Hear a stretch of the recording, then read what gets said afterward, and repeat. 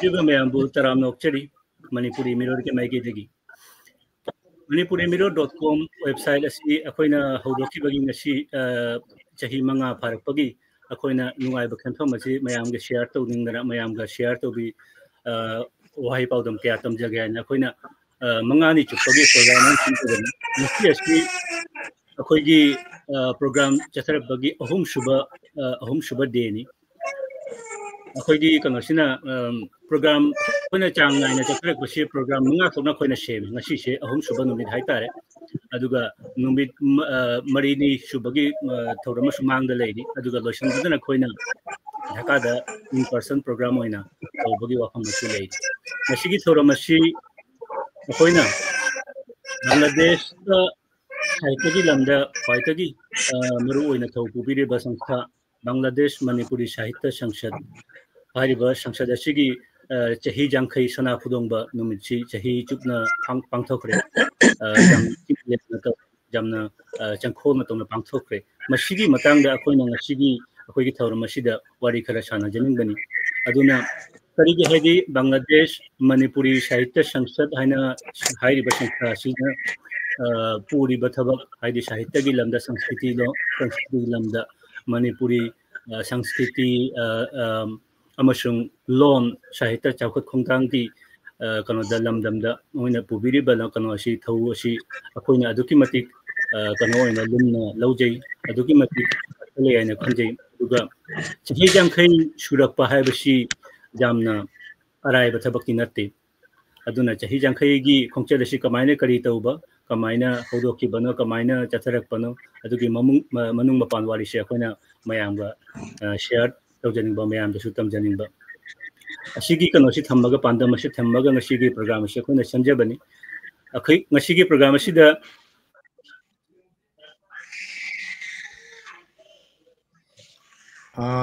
sorry to interrupt mayam ai hamam promuni kuramjari akhoi report gi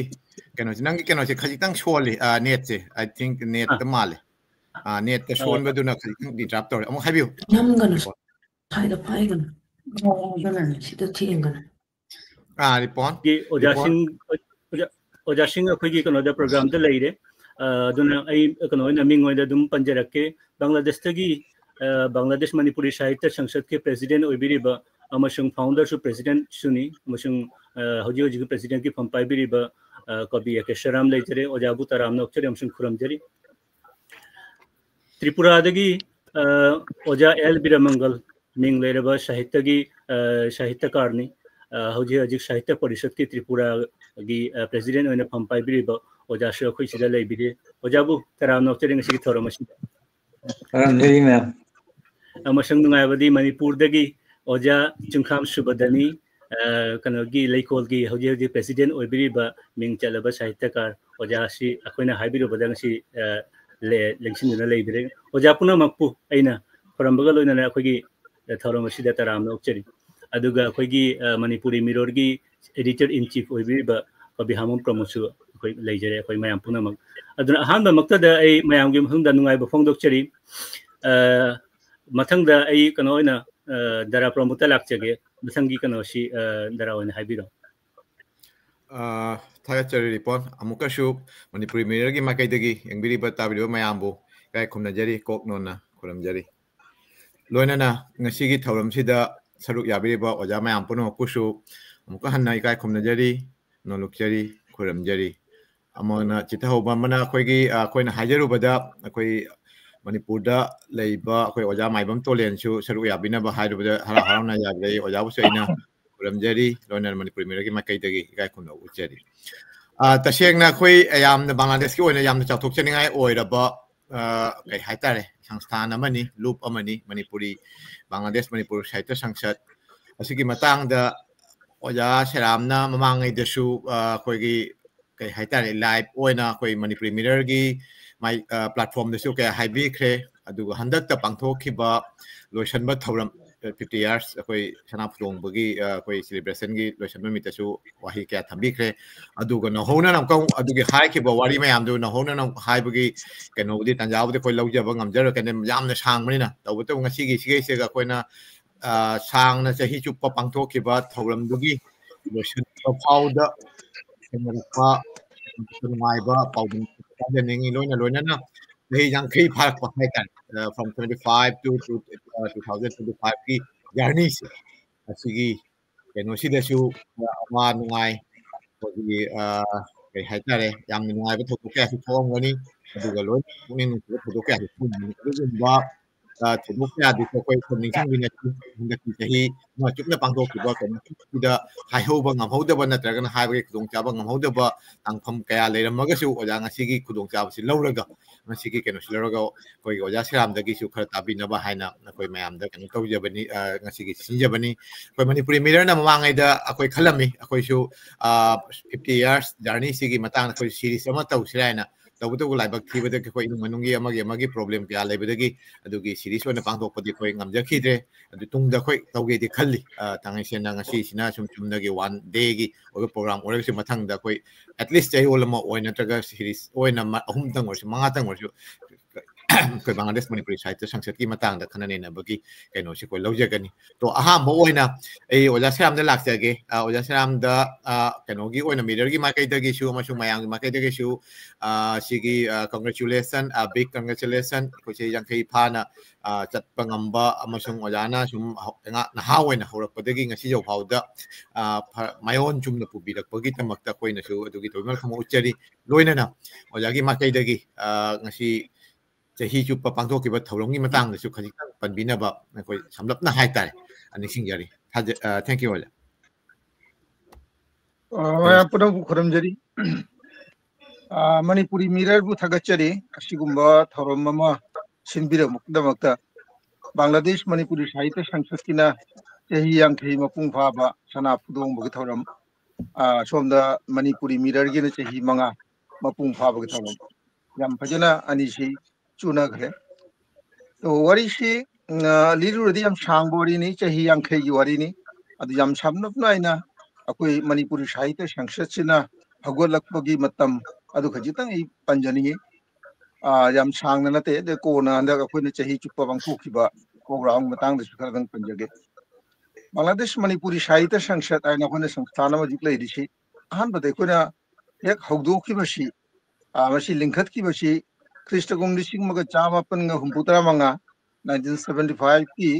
ꯃꯦꯒꯤ ꯇꯥꯡ 18ꯗꯅꯤ ꯑꯁꯤ ꯅꯨꯃꯤꯠꯁꯤꯗ ꯑꯩꯈꯣꯏ ꯂꯤꯡꯈꯠꯈꯤꯕꯅꯤ ꯌꯥꯝꯅ ꯅꯍꯥ ꯑꯣꯏꯔꯤꯕ ꯑꯩꯈꯣꯏ ꯈꯔ ꯄꯨꯟꯁꯤꯜꯂꯦ ꯍꯥꯏꯔꯒ ꯑꯩꯈꯣꯏ ꯃꯌꯥꯝ ꯃꯥꯟꯅꯔꯦ ꯍꯥꯏꯔꯒ ꯁꯤ ꯕꯪꯒ꯭ꯂꯥꯗꯦꯁꯇ ꯃꯅꯤꯄꯨꯔꯤ ꯂꯣꯟꯒꯤ ꯃꯅꯤꯄꯨꯔꯤ ꯁꯥꯍꯤꯇ꯭ꯌꯒꯤ ꯀꯔꯤꯒꯨꯝꯕ ꯆꯦꯐꯣꯡ ꯂꯩꯇꯦ ꯁꯥꯍꯤꯇ꯭ꯌꯒꯤ ꯀꯔꯤꯝꯇ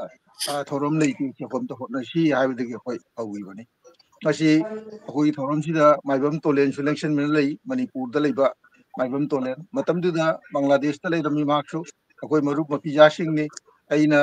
ꯍꯦꯛ ꯍꯧꯗꯣꯛꯁꯤ ꯀꯩꯅꯣꯁꯤ ꯊꯧꯔꯝꯁꯤ ꯑꯩꯈꯣꯏ ꯀꯩꯅꯣꯁꯤ ꯁꯪꯁꯊꯥꯟꯁꯤ ꯂꯤꯡꯈꯠꯁꯤ ꯍꯥꯏꯅ ꯍꯧꯕꯗ ꯑꯍꯥꯟꯕ ꯍꯦꯛ ꯑꯩꯅ ꯍꯧꯔꯨꯕꯁꯦ ꯃꯥꯏꯕꯝ ꯇꯣꯂꯦꯟꯗꯅꯤ ꯃꯊꯪ ꯃꯊꯪ ꯀꯣꯟꯊꯧꯖꯝ ꯁꯨꯕꯨꯠ ꯌꯦꯟꯁꯣꯟ ꯁꯥꯟꯇꯀꯨꯃꯥꯔ ꯑꯃꯃꯝꯇꯗ ꯑꯩꯈꯣꯏ ꯃꯤ 19 ꯑꯣꯏꯔꯝꯅꯤ ꯑꯩꯈꯣꯏꯅ ꯑꯍꯥꯟꯕ ꯍꯦꯛ ꯍꯧꯕꯗ ꯑꯩꯈꯣꯏꯅ ꯁꯔꯨꯛ ꯌꯥꯈꯤꯕꯁꯦ ꯍꯧꯕꯗ ꯁꯔꯨꯛ ꯌꯥꯗ꯭ꯔꯁꯨ ꯀꯣꯟꯅ ꯆꯪꯉꯛꯑꯁꯤ ꯌꯥꯝꯅ ꯃꯄꯨꯡ ꯑꯣꯏꯅ ꯄꯨꯈꯤꯕ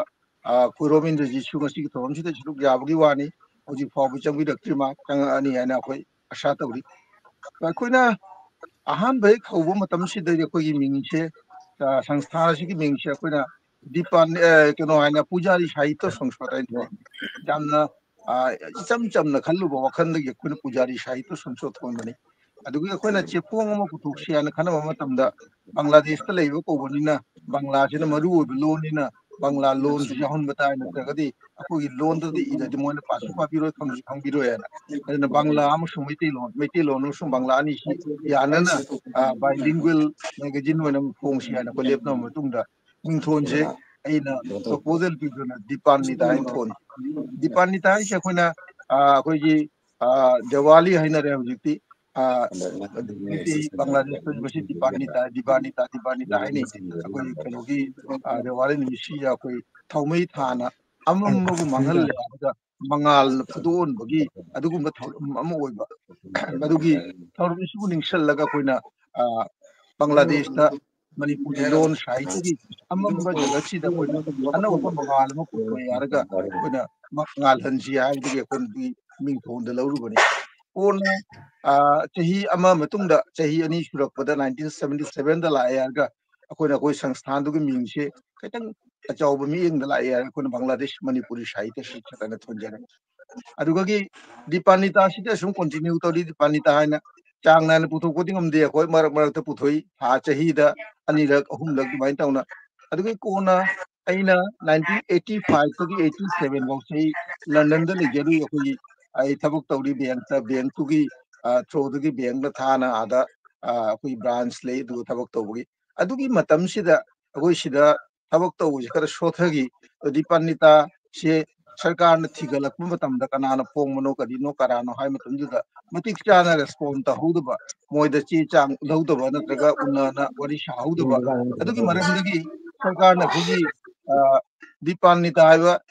कनो से चेफोंग से ब्लैक लिस्टेड तौरे अखोदी कनान अखोगी साहित्य संसद तौरी कांगुसिन कनान तो दे पाउ खंगमदे अइना हलाबा मतुंगदे 87 की अरोइबदा नीन हलकोस नवंबर दा दिसंबर दा 88 दा नौ नमुक दीपानिता से फोंगे आने चटना होना मतमददी अदु याररोय दी मिंग फोंबा अदु बैन तौखरे अदु ब्लैक लिस्टेड तौखरे आइना एंगोंदा डीसी ऑफिस के हाइरे मने हाइरे नंग अदुगी होनादा गुदी चेंज तव यानी अदुगी होनाबा बुदी मिंग अमा होंगदोगा अनौबो मिंगदा ओइना चेफोंग पुथो अदुना ना वाइ संगनी लाइगनी आइना अदि मतुंगिना कोई तानारे यारगा दीपानिता अदुगो मरी लेदना मैरा हाइबे मिंथोंजी थोले कोना मैरा हाइबे मिंथोंजिदा मतंग मतंग दु फोंगकुदुना तारा मंगा सुबे चेफोंगी खोइना मैरा थोलपदि तारा मरी फाबुल दीपानिता फोंगी अदु मैरा कौनो फाउनो फोंगी हंदक अखोगी गोल्डन जुबिली थौरमसिगा मरी लेनना अखोई मैरागी हुंबु मंगा अमसु हुंबु तरुक सुबा चेफोंगनी अखोई पुथोकी असिने अखोइना दीपानिता नत्रगा को साहित्य संसद हगुला कोई वारी असिदे अखोइना संस्थान असि लिंखला मतुंगदा अखोई नहारोन ngata yamna naha oiba imalon bunu sijaba अखोई इमालोन खितंग चाखोलनबो होना सि हाबगी चावरबा वखल लमगो लोइना नखोई थबक तौजबा अदुगमना हा मचा ngata ni अखोइना होनरक मदम सिदा अखोई प्रॉब्लम जाम थेंगनकी प्रॉब्लम थेंगनबसे मोंग मोंगने अखोइना सिलेक्ट लेर थबक तौ मतुंदा अखोइबु येंगनिंगदबा नुसीदबा मिस कयादंग यावरमी अखोई जामना अंगांग ओइना नहा ओइना थबक तौ कांगुनिना अई मतंदु चाही कुनिथोय हुमदो दमक सूरी तो अदुगुम्बा नहा मचा खरना साहित्य तौरीने तौबदो कना कना मी येंगद जामना चम थौ सादना जामना नुसीदना तौसु यावगी अदुमना तौना प्रॉब्लम जाम थेंगबि यावरी खुदम मोइना हारबदा 1988 ता अइना लंदन दगी हलागा अखोई मतम खरनी लेपुरबा अखोई संस्थान से अइना मुंग नौना संगतले यारगा अखोई चावरबा सकदम प्रोग्राम सिनगी सिलेट ऑडिटोरियम हाइबा हजिकना कनोगी काजी नजरुल इस्लाम ऑडिटोरियम हाइरे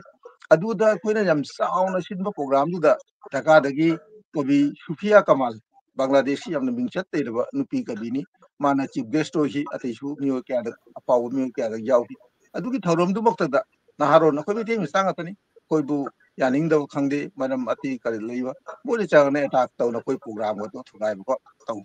असिगुम्बा प्रॉब्लम से लेतब नते अदुबु अखोइना ngसाई लेप्तना होनारकवा अखोइना अखोइ खोंगचसे सुले लेप्तबा अखोइना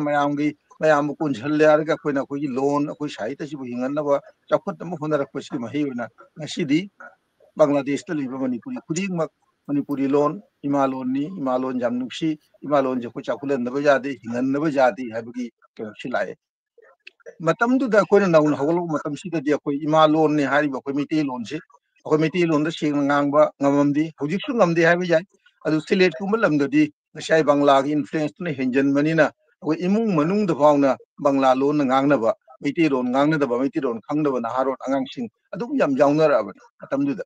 अदुगी सिचुएशन दुदा अखोइना नौना हुगुतम मतमसिदा अखोइ सामक मिते लोन वा nganगनी अखोइ मीटिंग में फमगा दुदुगा मिते लोन अखोइ स्पीच डिलीवर तौने जो वखन पोमदे अखोइ बांग्ला ngangnरम मिते लोन ngang मी मांड इकाय न खनरम अखोइना मपान थोकना माइकिंग तौ मतम मिते लोन तौबदा अदु मीना थीदा nganगक अदुगु सियाम तौरम अदुबु ngसीदी चही यांखै फारकले अखोइगी मयामगी होनाबसिना कनो ओइरा पाम्बे ओइरा अखोइ अनोब चेंज अमदि पुरक ngmme ana खल्ली चेंज करिनो हाबिदा अखोइ अखोइ इमालोन मनु सिरे अखोइ इमालोन साहित्य की मतंग अखोइ खर थिजल्ले खंजरे खरदी अखोइ इमालोन से अखोइ ngangbada masida ibada ko ikaidre ako hangoidre ako karimta dugi jingnaba leitre jamna pakhau pongna ko egi malon manipuri lonni maitei lonni ai malon wa ngangane ako phong ngangut karimta ikaidre masine hajik la iba change ako Bangladesh Manipuri Sahitya Sangsad ki khwadi chawe achievement kadi no haina habitara gadi sahi yankhai sida ko puri se ako Bangladesh ta ledba Manipuri sing ako gi naharon sing mairo sing yauna moi punam ki wakhanda moi pungning da akoina Manipuri lon imalon sum nusihan ba kon ba akoi lon gi da mata kari gumna khardang to ta hena khalan ba Manipuri lon da wangang ba i ba khot ba ikai da ba nusi kan to han asigi change ba ko pura pangam me masina koi phai chawe achievement ya ne lauje adada ke akoina Sahitya Sangsad chi hora matung de akoina ahan ba koina pau phone hona ba Manipur dani akoi yi di mainstream mainland si Manipur ni Manipuri Sahitya Parishad ki wa koi khangami akoi Manipuri Sahitya Parishad ane sansthan ma lei moidu da sahitya ki thabok yam taunai ya da koi khangi ado akoi pau di founder ram di matam do koina 75 76 matam si lagi maru na Shanta Kumar ena gi maru bale me lei hidre ma jamne active worker bani to Shanta Kumar se chithi ga irana isu chithi irana koi matam do RK Sanahal Vikom Sanahar khangna ba oja sina Manipuri Sahitya Parishad ke president or me ma ta chithi pi re arga adugagi akoi pau ji fauni akoi chithi chanai mone magazine thari akoi jo koi magazine phong budi pani ta koi thai asun tong jamna correspondence leinari adugi matung inna 1981 da oja Sanahal adugadi kano Gani Ravi Shastri adugadi mingjini chanu kan raja oja shin khara koi Bangladesh ta laami tawdi madu Bamju Shana organization Bangladesh Manipuri Juvo Samiti matamdu ki jamna active or organization ni naharon sing organization ni moina barton tauna kaurakpani adugagi akoi Manipuri Sahitya Sangsad na sumu aramna oki moibu tauna reception program wa tauna koi kalpangtu maduna Manipur de rakwa Sahitya ki oja sing yauna phongna koi program tawa ahan mani habijai adui mamangda na tawbudi oja sing amani lakwa yaure Manipuri personal level da koi aga koi unaram ba chakhi ba larik la su exchange taunu ba siguma program di kharga chathare adugo phong ne program to usti 1981 gi December da naru ba December gi aru ba da 30 31 kano gi December gumba da ni program to usi January gi 1982 gi January gi ahan da han ki ba ne uja sing adumain tauna Manipur ga koi mari lenu hore mathangda 1987 da oja Nilakanta oja Nilavi Shastri oja Ibu Hanbi na chingma lae adui mathangda oja koi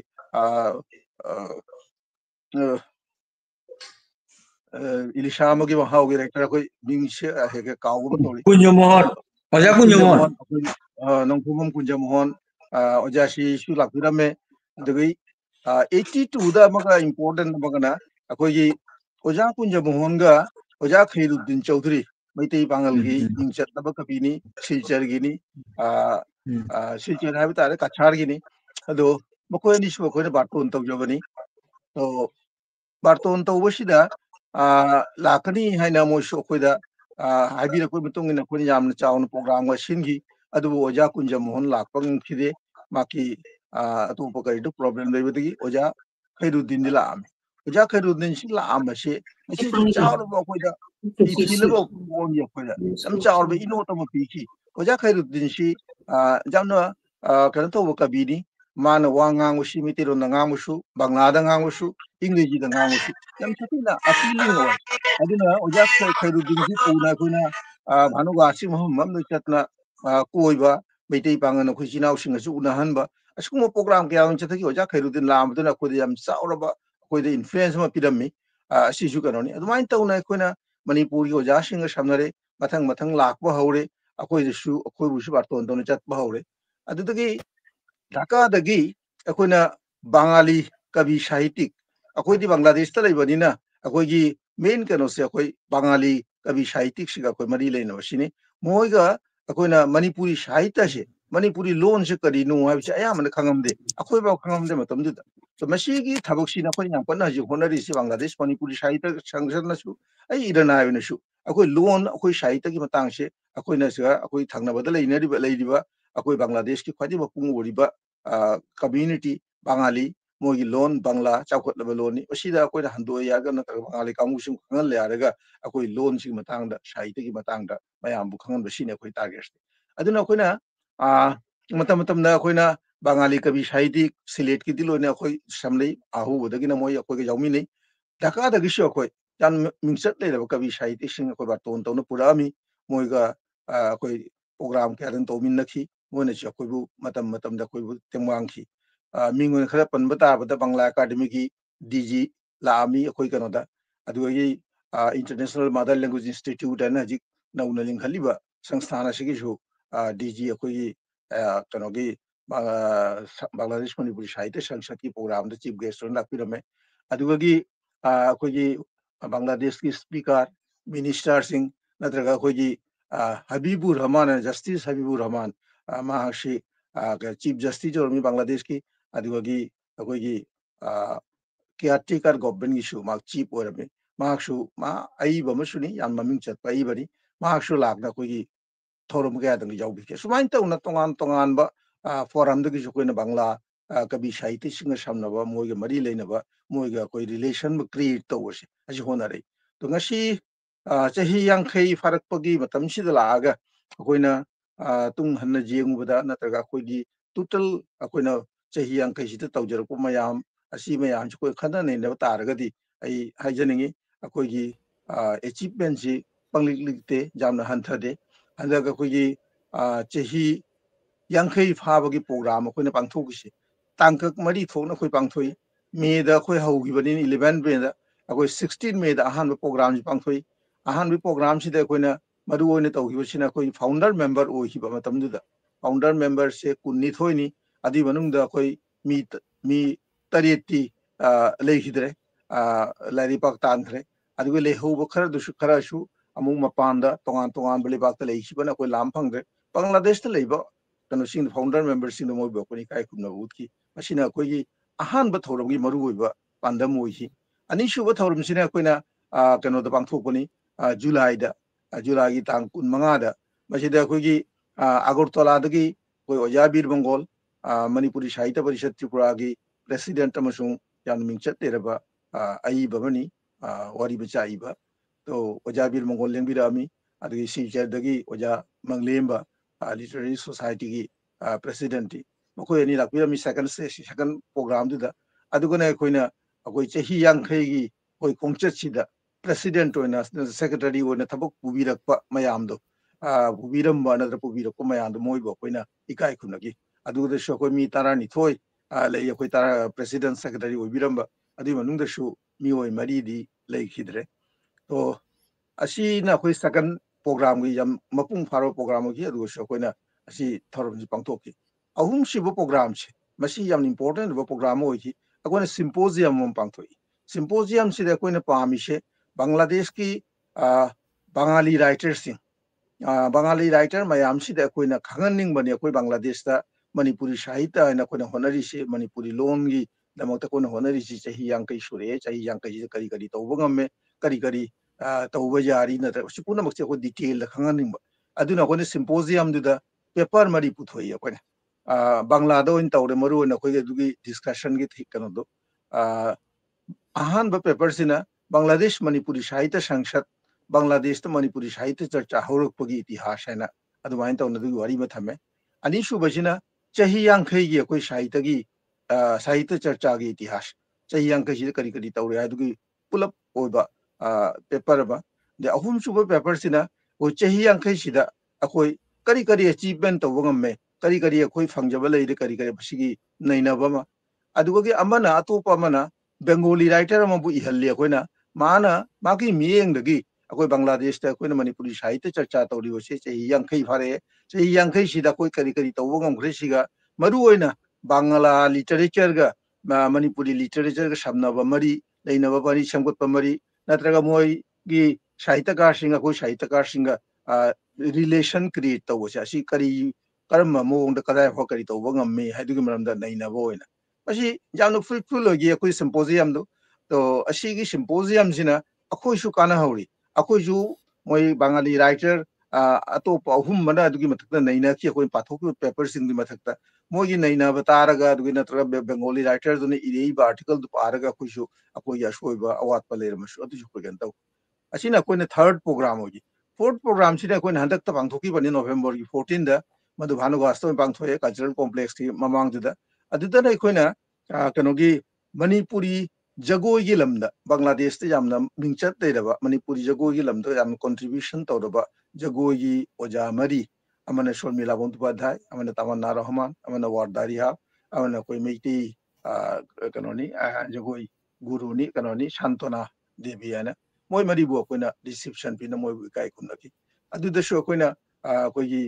कनोगी Manipur दगी बातोन तौजना कोई ओजा तरानी लंबिरेइबा मणिपुरी साहित्य परिषद साहित्य थौपांगलुप साथौलुप अदुगई अमना लेकोल ngasi लेकोल की president कोई ओजा चुंखाम कनो शुभोदिनी ओजा शुभोदिनी कोना शुभोदिनी अजु जाउबिरी सिदा तो ओजा शुभोदिनी सिलंबिरा अमी खोइ कनो जुदा कोनबुगी प्रोग्राम सिदा अदुगई 15 दना कोइना सिलेक्ट तला यारगा कोई मणिपुरी साहित्य की यामना मणिपुरी साहित्य दनते नाट की सु यामना मरु ओइबा मिओइ मरी लाइस्रम समरेंद्र कवि अदुगई अमना एलांगम सुनामनी वारी मचा इबनी मरु ओइना अदे अमना आरकेसीएस हाइना कोई लाइक लमदा पायोनियर ओइबा यामना मिंगचत लेबा माके तोंगानबा गैलरी मजि मणिपुर की कन माय ओरी बने आरकेसीएस गैलरी है ना मखोय हुम सिगी हंदक बार्ट सेंटिनरी सुताबा अदुगी उज्जापुन जु ओइना मोइबु इकाई खुमनबा ओइना अदुगी प्रोग्राम अदुगो लोइना ना कोइना कोई थिएटर की legendary personality रतन थियाम महाकुशी इकाई खुमनबा मोइ मरी सिगी कोई प्रोग्राम तौखि अदुदा मणिपुर दे लाको यासिंगना मी अमोमना मी अमोमगी मरमदा पाथोकपी पेपर अमोम ओदा खोदि जाम काना बपीखि अखोगी पुनमुक्ति लोइन मसु लोइन खंगबना ते दु ख ताहौरी खंगौरी अखोने नैनखि यामना मरु ओइबा कनो मोइ असिनी चौराकना अखोने चही यांखै सिदा अखोगी अचीवमेंट अखोने तौजबा खरा अदुगी अंदक प्रोग्राम से तौना कोई प्रोग्राम से लोइसिनरे ngarang dune koina bhanuwa chalerga koina han bhanuwa si program tawda yaumin nakhiba organization mangani koi ga loinana do moising du so koina kauphat lerga wayam una na wari shana na nungai phongdok nei amasung chakchara ma chami nei koi ala dugi program ngarang pakthu charakna sini aina aijaningba adana bangladesh manipuri sahitya sangsad aiba sangsthana lingkhat lamba se ahan da koina 1975 की 11 पे दा मशीना कोई दा कयाम न काना पुरी यादा नसी बांग्लादेश दा मणिपुरी लोन से सीरारोय हाबेगी थाजबा मुदे कोई मनुंग दा पोए नता जिमरक्ता मणिपुरी लोन से सीग्रदा मणिपुरी लोन से मांगख्रदा हाबेगी चिंगनबा लेरम अपने अदुगुम सिचुएशन लेरम अपने हौजिक्ति मणिपुरी लोन सीरारोय या कोई थाजबा पोए अकोई मनुंग दा ई बका आदंग थोरे लारिक के आदंग फोंगनरे मैते लोन दा मसी फावदा लारिक ओइना मैगजीन नतबदा लारिक ओइना फोंगदा हुम्बुगा मरी शुरे सैरेंग यावरी वरेंग यावरी वरी मचा यावरी अदुदा उपन्यासु यावरी तौना हांदोको तरसु यावना अदुगै बांग्लादेश दसु इ अखोगी बांग्लादेश की मणिपुरी कवि लेखक सिंगजिना द मोइना बांग्लादे इबा लारिसु फोंगे अखोना तो मदुगी लारिकना अदुसु हुम्बु मरी शुरे अखोना बांग्लादा इबा मणिपुरी राइटर ने इबा बांग्लादे इबा लारिकसिन अदुगजु सैरेंग वरेंग वरी मचाना चिंबा तोंगा तोंगा जनरल की कनो जावरी लारिक जावरी तो असीनी अकोगी चही यांखैगी खोंचत की समलक पवारी आई अबजिकी ओना सि मतांग सिदा संजरगे मयाम बोइना मुखना खोरमजरी थागचरे ओजा तबोदे ngसाइगी हारिबदुने इना चही यांखै सुरकपगी कनो से कोई याम नुंगाइजे हराउजे वारि सुरना ताजनिंगबने अदु मतम हाइबसिना दिंगाय हाइबा यादबनिना कोई खलितंग समजनजरे तबतबु ngasi सिगैसिगा ख्वाइदगे कोइना हराउबा नुंगाइबा फोंदोकजनिंगबदी अखोई ओजा टोलेन अखोई साहित्य संख्या थौदोकपदगे यावरमबा कोई इनदी का कोई ओजा सेरामोइगा चटपिनरमबा हाइतारे महाक्सु अइना हाइजरुबदा हरा हरंजे महाके पाउसु तासी अदु हौजिकी ओइनादी कोई त्रिपुरा तमुतंग लाक्ते के बांग्लादेश का खरा नकनाबा अदुगा कोई ओजासी कोई बांग्लादेश के थौरम एम्बा मतमदा नॉट ओनली साहित्य संसद की नतबा साहित्य संसद की नतबा अतोप थौरम क्या दसु ओजासी कोइना हाइजरुबदा सुम लाई ngambu ngamagadi natragana thodokpa masagi achinba natragana topa keno toba leitragadi deno ja khoi Bangladesh ki makai dege ei nam kasu hanna khuramjari ikai khumnajari not only Bangladesh ta lakpata na ina hajaru bada khoi gi Manipuri Mirror gi how badagi haitare hawdok badagi hawrana oja si sum pungning loksing kaya takpi baga loina na khoi advice aduga loina na comments fajar fajar ba wahai kaya su thambi ki aduga loina khoi saruk ya su yaw ki adu ngasi nuaira ba khoi Manipuri Mirror gi na chahi ma suba aduga kainogi khoi Bangladesh Manipuri Sahitya Sangsad Bamsas ki yang kai suba gi kaino si da oja na saruk ya ba ko yam harau jei oja dagi ngasi khajitang tentak na haitare Bamsas amasung kainogi matang oja su chapirui punamak sigi matang oja su sambam na khajitang aina hangjan haina focus tawning bodi kamaina Bangladesh ki koi ai ba ai bising oja ga khangna rakhiba oja na kamaina samna rakhiba asigi khajitang osu khar panbiram oja koi mayam asigi keno koi taja dri mamangai oja na pan ki ba leram su khangde do koi gi oina di kya keno tawdri mayam puno ku khoram jari koi yamna nungai bani Bangladesh Manipuri Sahitya Sangsad ki sehi janghai suba sana pudong mathoram ama pangthokpa Manipuri lon si India gi tanatana India gi mapanda desamada magi Manipuri lon gi organization amana sehi janghai surakpa aibaji koi jam chakthuk tani ngani ai handakta Imphal literary festival jaujerui adugi hawdokpagi chief guest oiba ningthojam munisna su si waje palli khoi jam chakthuk tani ngai masu Bangladesh charui si Sahitya Sangsad ama linghat paji chei janghai pangthokpa si lon gi khoi jam chakthuk ni ngai na jumana adugi wafam si palli adu khoi gi yamna si chakthuk chingai ni yam nungai bani loina na akoina international platform ma online gi platform ma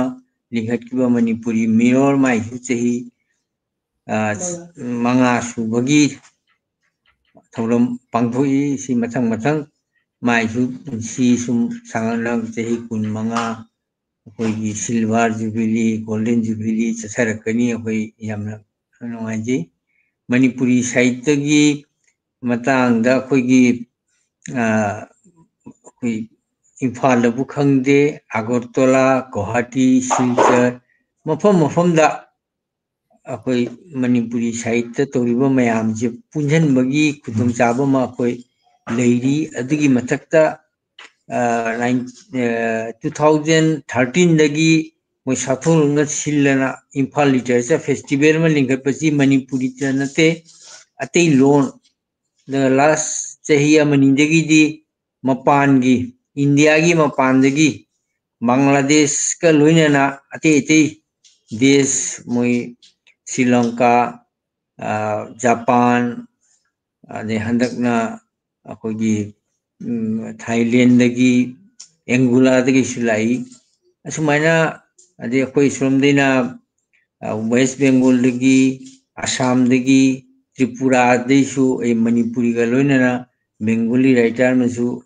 jauri writer amasung maki loina bi masu kabi mani koi mari jaujerui aduna sei khuding yesi pangtho ga koi Manipur mapandi yang paji Manipur hai mafam ji jamna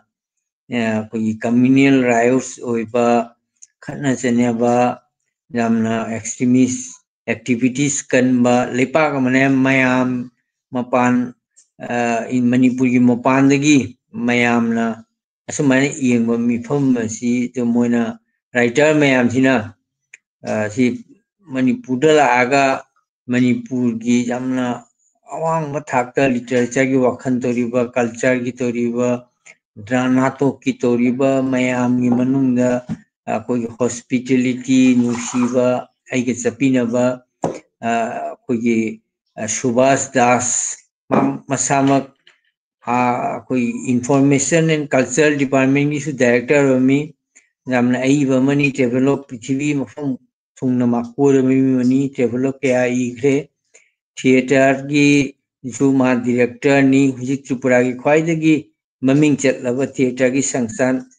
नाट्यभूमि हाइदु इस president नि नाट्यभूमि सिननी invite तौरना Tripura दा अगरतला दा कन्हाईलाल अमसुंग रोतोंथियाम बु invite तौरना पोरगा मोई theatre एहन बिसि मोइननी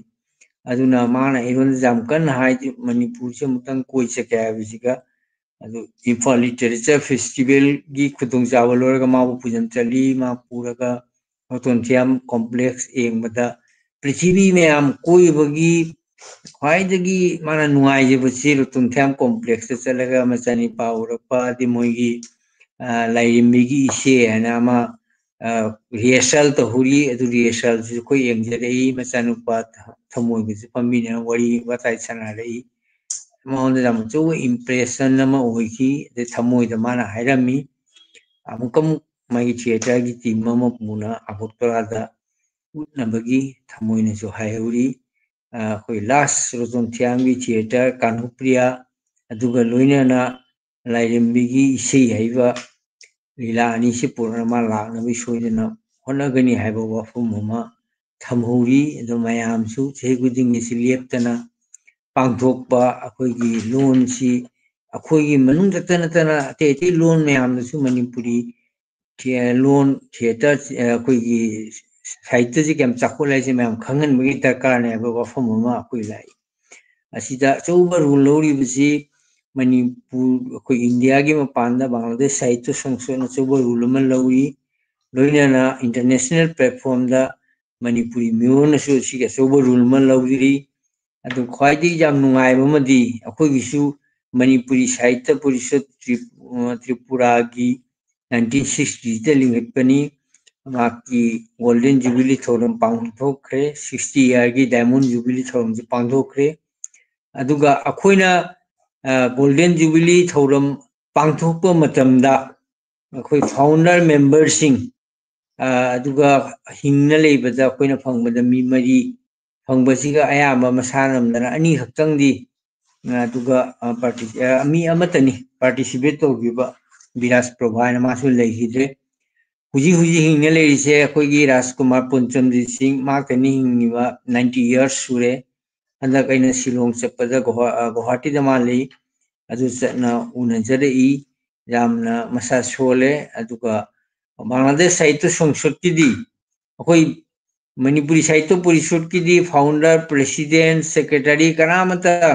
golden jubilee थौरमदा जावबो फंगिदे मरमदी मोइना साहित्य परिषद लिंगटपसी अयाम्बा सही चलबा मतुंगा मोइना लिंगटपनी अदुगा ओजा थेरामोइदी ओजा अखोइगी ओजा तुलेन जुलेबिरी नहा ओइना मोइना लिंगटखिबनी करिगुम्बा संस्थानमा लिंगटलगा अदुगी लिंगटपदा लीडिंग लौरम मी सिक्सिना मागी गोल्डन जुबिली दा डायमंड जुबिली दा सरुक जाबा जाम रियर केसनी अदु कोई ओजा सेरामोइदी जाम लाइबक फयाय तारे गोल्डन जुबिली थोरम दसु जावरे डायमंड जुबिली थोरम दसु सोइदन जावबि खिनि आइन खली दुगा बांग्लादेश की हुजिक ओजा सेरामना वाडी तोबिखिबा लोन की जामना मतमदा मणिपुरी लोन ngangaramdaba मणिपुरी इनाट की फिजे सेलमदबा मणिपुरी लोन से सिजरपगी हाइबी वफम से अगरतला दसु असि ओरमबनी त्रिपुरादा आदि मतमदा कोई मणिपुर द चटपगा हाइजी जामना कोई रिमोट ओरमी दिमा ट्रेन गाड़ी ना तौना दिमापुर तो चला नुमी मरीनी हुमनी चंगगा मणिपुर चलमी अदुना कम्युनिकेशन जाम वालमना अखोई मणिपुर की फिरोन मयाम फंगमदे लारिक पाबु फंगमदे आदि अखोई मसेन अदुना बांग्ला द मंगांगनारंबा मपान थोएगा मितिरंगाम इकायरंबा अखोई मणिपुरी फनेक इनफी इनबस इकायरंबा सुमसि तोरमी लेरमी साहित्य परिषदसिना अदुगी लोन कल्चर चाखोनबगी चौबा हनिंगिना प्लेटफॉर्म जी लिंगलगा मोय तोरमबगी मतुंगिना त्रिपुरा दसु मणिपुरी साहित्य फजन चथरे माय कल्चर की जम फजन चथरे त्रिपुरा दसु मणिपुरी लोन अखोई साहित्य सी अते लोन की मीने जु जामना रिगार्ड तोरबनी अखोई बांग्ला गेक मथंगदा साहित्य की जाम कन्न तौरीबसी मणिपुरी लोन ने आइबसी मोयजु सी तौरबनी अदुना बांग्लादेश तुसु आई सामक हन्नन चचरे बांग्लादेश ता मागी कल्चर माई लोन हिंगना लेरने से फजना ओजा सेराम ना हाबी दई थाजजे कोई लादिक मयाम फोंगपा फजना सेरेंग वारी मचा लोई सुना कोई नोवेल लेजिंग लोइना इबा अदिगी कोई कल्चर की मनसु कल्चरल कॉम्प्लेक्स मा सेमा सिना मोइना कल्चर की Jagoi ma'am Anu Tamanna पुथुरीबा पेनाखोंग त्रिपुरादा हुजी Agartala the लेते कोई ला हराब तौजे मणिपुर लो पोरागनी मणि बांग्लादेश दी हंदक ला हराब तौबीबी मोय ओजासिंग पोरना सिगी पेनाखोंग फजना थोले इसे सकपा थोले दी आइना उजरपन आगाम पिसक पिसकसिंग जिना पुंजेबा सोंकोगी मचा खंगदे अमा खंगदे मोयना आगाम ही कोई मपा गार्जियन सिंग जिनसु पुरगा पुंजेबा तमहलकपा ngande ai no guru kiton amada zawjerure aduna ha mayam inhalakpa mayam ina pungjeba isei sakpa adi akhoi siga tripura dadi matamada kanna culture kalamaga juji isei saga pala sim lepta lepa isei di kumnaba adugadi jangjang launa mayam ni isei kumnaga tawriba uriba singdo airon da jamna impression oi loinana leimangak ki ngai magi jesu akhoi road कांग सिंगमे मतमदा रेकाबी बाजार दा मया पुन्ना सरकार ना दु सिनलांग ना तौरी बदु उरे ए गुरु कितोन दु सुमोइना गवर्नमेंट ना फाइनेंशियल हेल्प पिना तौरी असी मयाम से जामना पुनिंग थगवन निगाइनी अखोइगी बर्मा ददी अदुगुम्बा बांग्लादेश साहित्य संसद कुम्बा संस्थान मा लेरम दबिगी मरमला बांग्लादेश बर्मा ददी मणिपुरी लोन सिदरे कल्चर लेत्रे हाइ जाय बांग्लादेश दी सिलेहिनी अहानबा बांग्लादेश से अखोइगा पावफन बची मरुइना आइगदी ममांग अंगन मतमदा आइगा कोमोजी अखोइगी प्रेसिडेंट मणिपुरी साहित्य परिषद लेरमी मतमदा मागी अखोइगी ओजा सेराम होइसु पावफन रमी दुबा आइगा ओजा सेराम बांग्लादेश साहित्य संसद की प्रेसिडेंट हुई मतमदा ईयर से एग्जैक्ट ईयर से हाइब नमदे 80 की डिकेटनी ओजा सेराम जे अखोइना सिगा अखोइगी साहित्य सम्मेलन में अखोइना इनवाइट तौबसिगा ओजा दी मतमदा बैंक की सोनाली बैंक की मा ऑफिसर ओरी अदुना परमिशन लौना मा लाखी अदुदी अते कामिनी अखोइ मरु कामिनी होय शांता बिस्काउदी मोइदे सुम अदुगा फेंसिंग लेम दे लाइन हम चंगपनमी मोइसु लांगना जावना अखोइ बांग्लादेश की राइटर सिंग त्रिपुरा की राइटर मैमगा सम्मेलन में इंटरेक्शन तौबगी खुदुंग चाबा म फंगी अदे मथंगदा बांग्लादेश साहित्य संसदना इनवाइट तौरपदगी मतमदुगी जनरल सेक्रेटरी ओने लेरंबा राजकुमार कमलजीत सिंह अइना असिस्टेंट जनरल सेक्रेटरी ओई 2003 दनी अदि मतमदा हुजिक लाइना बांग्लादेश ता चथुकसी तौबसी जाम वारमी आदगी कोई फर्स्ट क्लास मैजिस्ट्रेट ना कोई एफिडेविट तौरगा इनविटेशन थरक पतारमी अदु इनिशियली बिरलाल माना अदु तेजरा मरे माना थरक पोस्टल दा कोई टेलीफोन से वारी सनाबे जादे पोस्टल दा चिठी नरगनी इनवाइट तौर थरक पदुगा अदुगी चिठी फंगागा अखोइनी चतना खोय अखोरा दगी ट्रेन टिकट फंगदना क्या वाना सिन कोना कोई चतना जाउजरी योना जामना मतम जामना योंदे इम्प्रेस ओइगी भानुगास चपगासी अदि मतमदा अयाम्बा खोंगना चपतारा मिलेमि लेमदे ओजा सेराम सुति लौरगा माना पुजमगा खोंगना भानुगासी खुन मयाम हामोन खुनगा जे खोंगना लोइना कोइजरेई अदुगी मथंग दे सुम कोइ तोइना जाउजोबा फंगजगी अदे कोइ बांग्लादेश की सु ओजा सेराम न चिंगबा कोइ तेती जी राजेश खंगदे निरंजन सोमेंद्र जो हामोम जी सनातन शंकर मैम सु कोइ सिगे जावना इंटरेक्शन जी ओइनी त्रिपुरा का बांग्लादेश के दी मागी जी जियोग्राफिकल जू कोई वेदर अदि वाखन कल्चर फिजे लोइना मानबतनी कोइ सी तेसुगा नक्सनबगी जामना मथौ लेरियाना खल्ली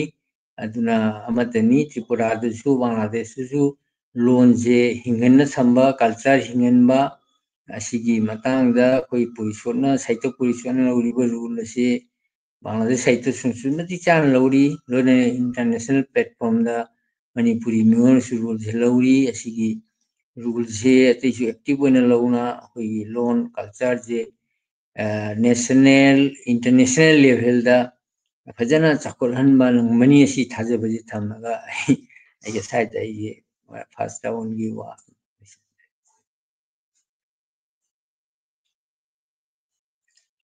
Okay. Thakachari oja akoi kari haitare ngasai aina hajabadina akoi matam silik pan oja dagi ati sum mayam sang taning bani adubu koi timing si sum khara khuyau na bana tenta sum oja oina habi basai su jam arau je mathang da aina ekai khumna jare koi oja Indrajit Bangladesh ta gi oja khoiram Indrajit chu koi gi keno si da sanction birae Manipuri miragi ma kai tagi oja khoiram Indrajit pu su koina khuram jari masung ekai khumna jari mathangda akoi Bangladesh lak ngai dong tang Manipur su jau thu si Manipur si akoi geographically haitare geographically khara lap na leiraga su akoi gi pukning da thamoi da thawai da sum leibani na akoi meteron ngangba sakpa adu khakta gi nataba akoi gi punchi mahing da su potha pham oira na akoi gi isei nongmai ta ba su Manipur gi isei nongmai si koi sum tai akoi na aina maru aina haita aina jarok podagi ba aina khara larik pa bangok podagi akoi Bangladesh tadi larik si Bengali larik oina tamok panina Bengali sida oina sum tamaga su Bengali mayek na mitei ron si ibagi khudong chaba pa bagi khudong chaba si leibana class 6 7 haita 4 5 tadi kya pa bangong 6 7 jarok podagi koi sum larik pa ba si mitei ron larik pa ba si phangai ado khwaidagi aina nungai ba mikup ma hairagadi oja seramna panipi khiba 1981 gi December da ahamba Manipur da gi oja sing lengbira ga koi gi silet ki sarda hall da pangthok khiba koi sahitya sangsad ki chawra ba program da issue sharu ya ngang wa 81 as class 5 or 6 ta tammi matam du da gi engon da su hajik tang oraga su inot amadi pirak khiba haina khal ngang oina miteron larik paning bagi oja sing mayam du uraga ei hojik sangsang oina oja Sitaljit natra ahan sing du tang ni khara samni mari wode oja saram gi natra ka khoi banasi kangu gi sakpham je kya lopsan ngam ahan sing kina stage ta ka ba mayam na adugi dudi lami samena khara ui to asigu maina khoi gi haurak ngai dagi saitya sangsat na haurak ngai dagi natra na koina angang ori ngai dagi Manipur si lap na leiraga su larik I ba ei hase keno isei ta ba drama yeng ba film yeng ba khakta natra Saireng iba wari macha iba keno sing khoi ga sum sakhang ma khang na rakki haitare through the print media na traga printing gi oina to akoi oja sing Manipur ko oja sing su yaw na koi mirror gi program da su koi hodok padagi hauna sum yaw jare ya hon jare I adu ga loina na ngasi su yawri haitare adu ngasi gi hojiki thauram sida lengchan biraiba koi mayam ne kai khumna jari bi oja shubadini da aina lakchaningi bi oja gi makai da gi shu khajitang hai khatang thamina ba oja andak ki keno da shu sahi jangkai gi bangsaskip keno sida su oja su jawbi rui asigi experience hai tare aduga loina na oja na Bangladesh ka samnera ko gi wahai sing su khara sum tabi haibi thakachari oja shubadini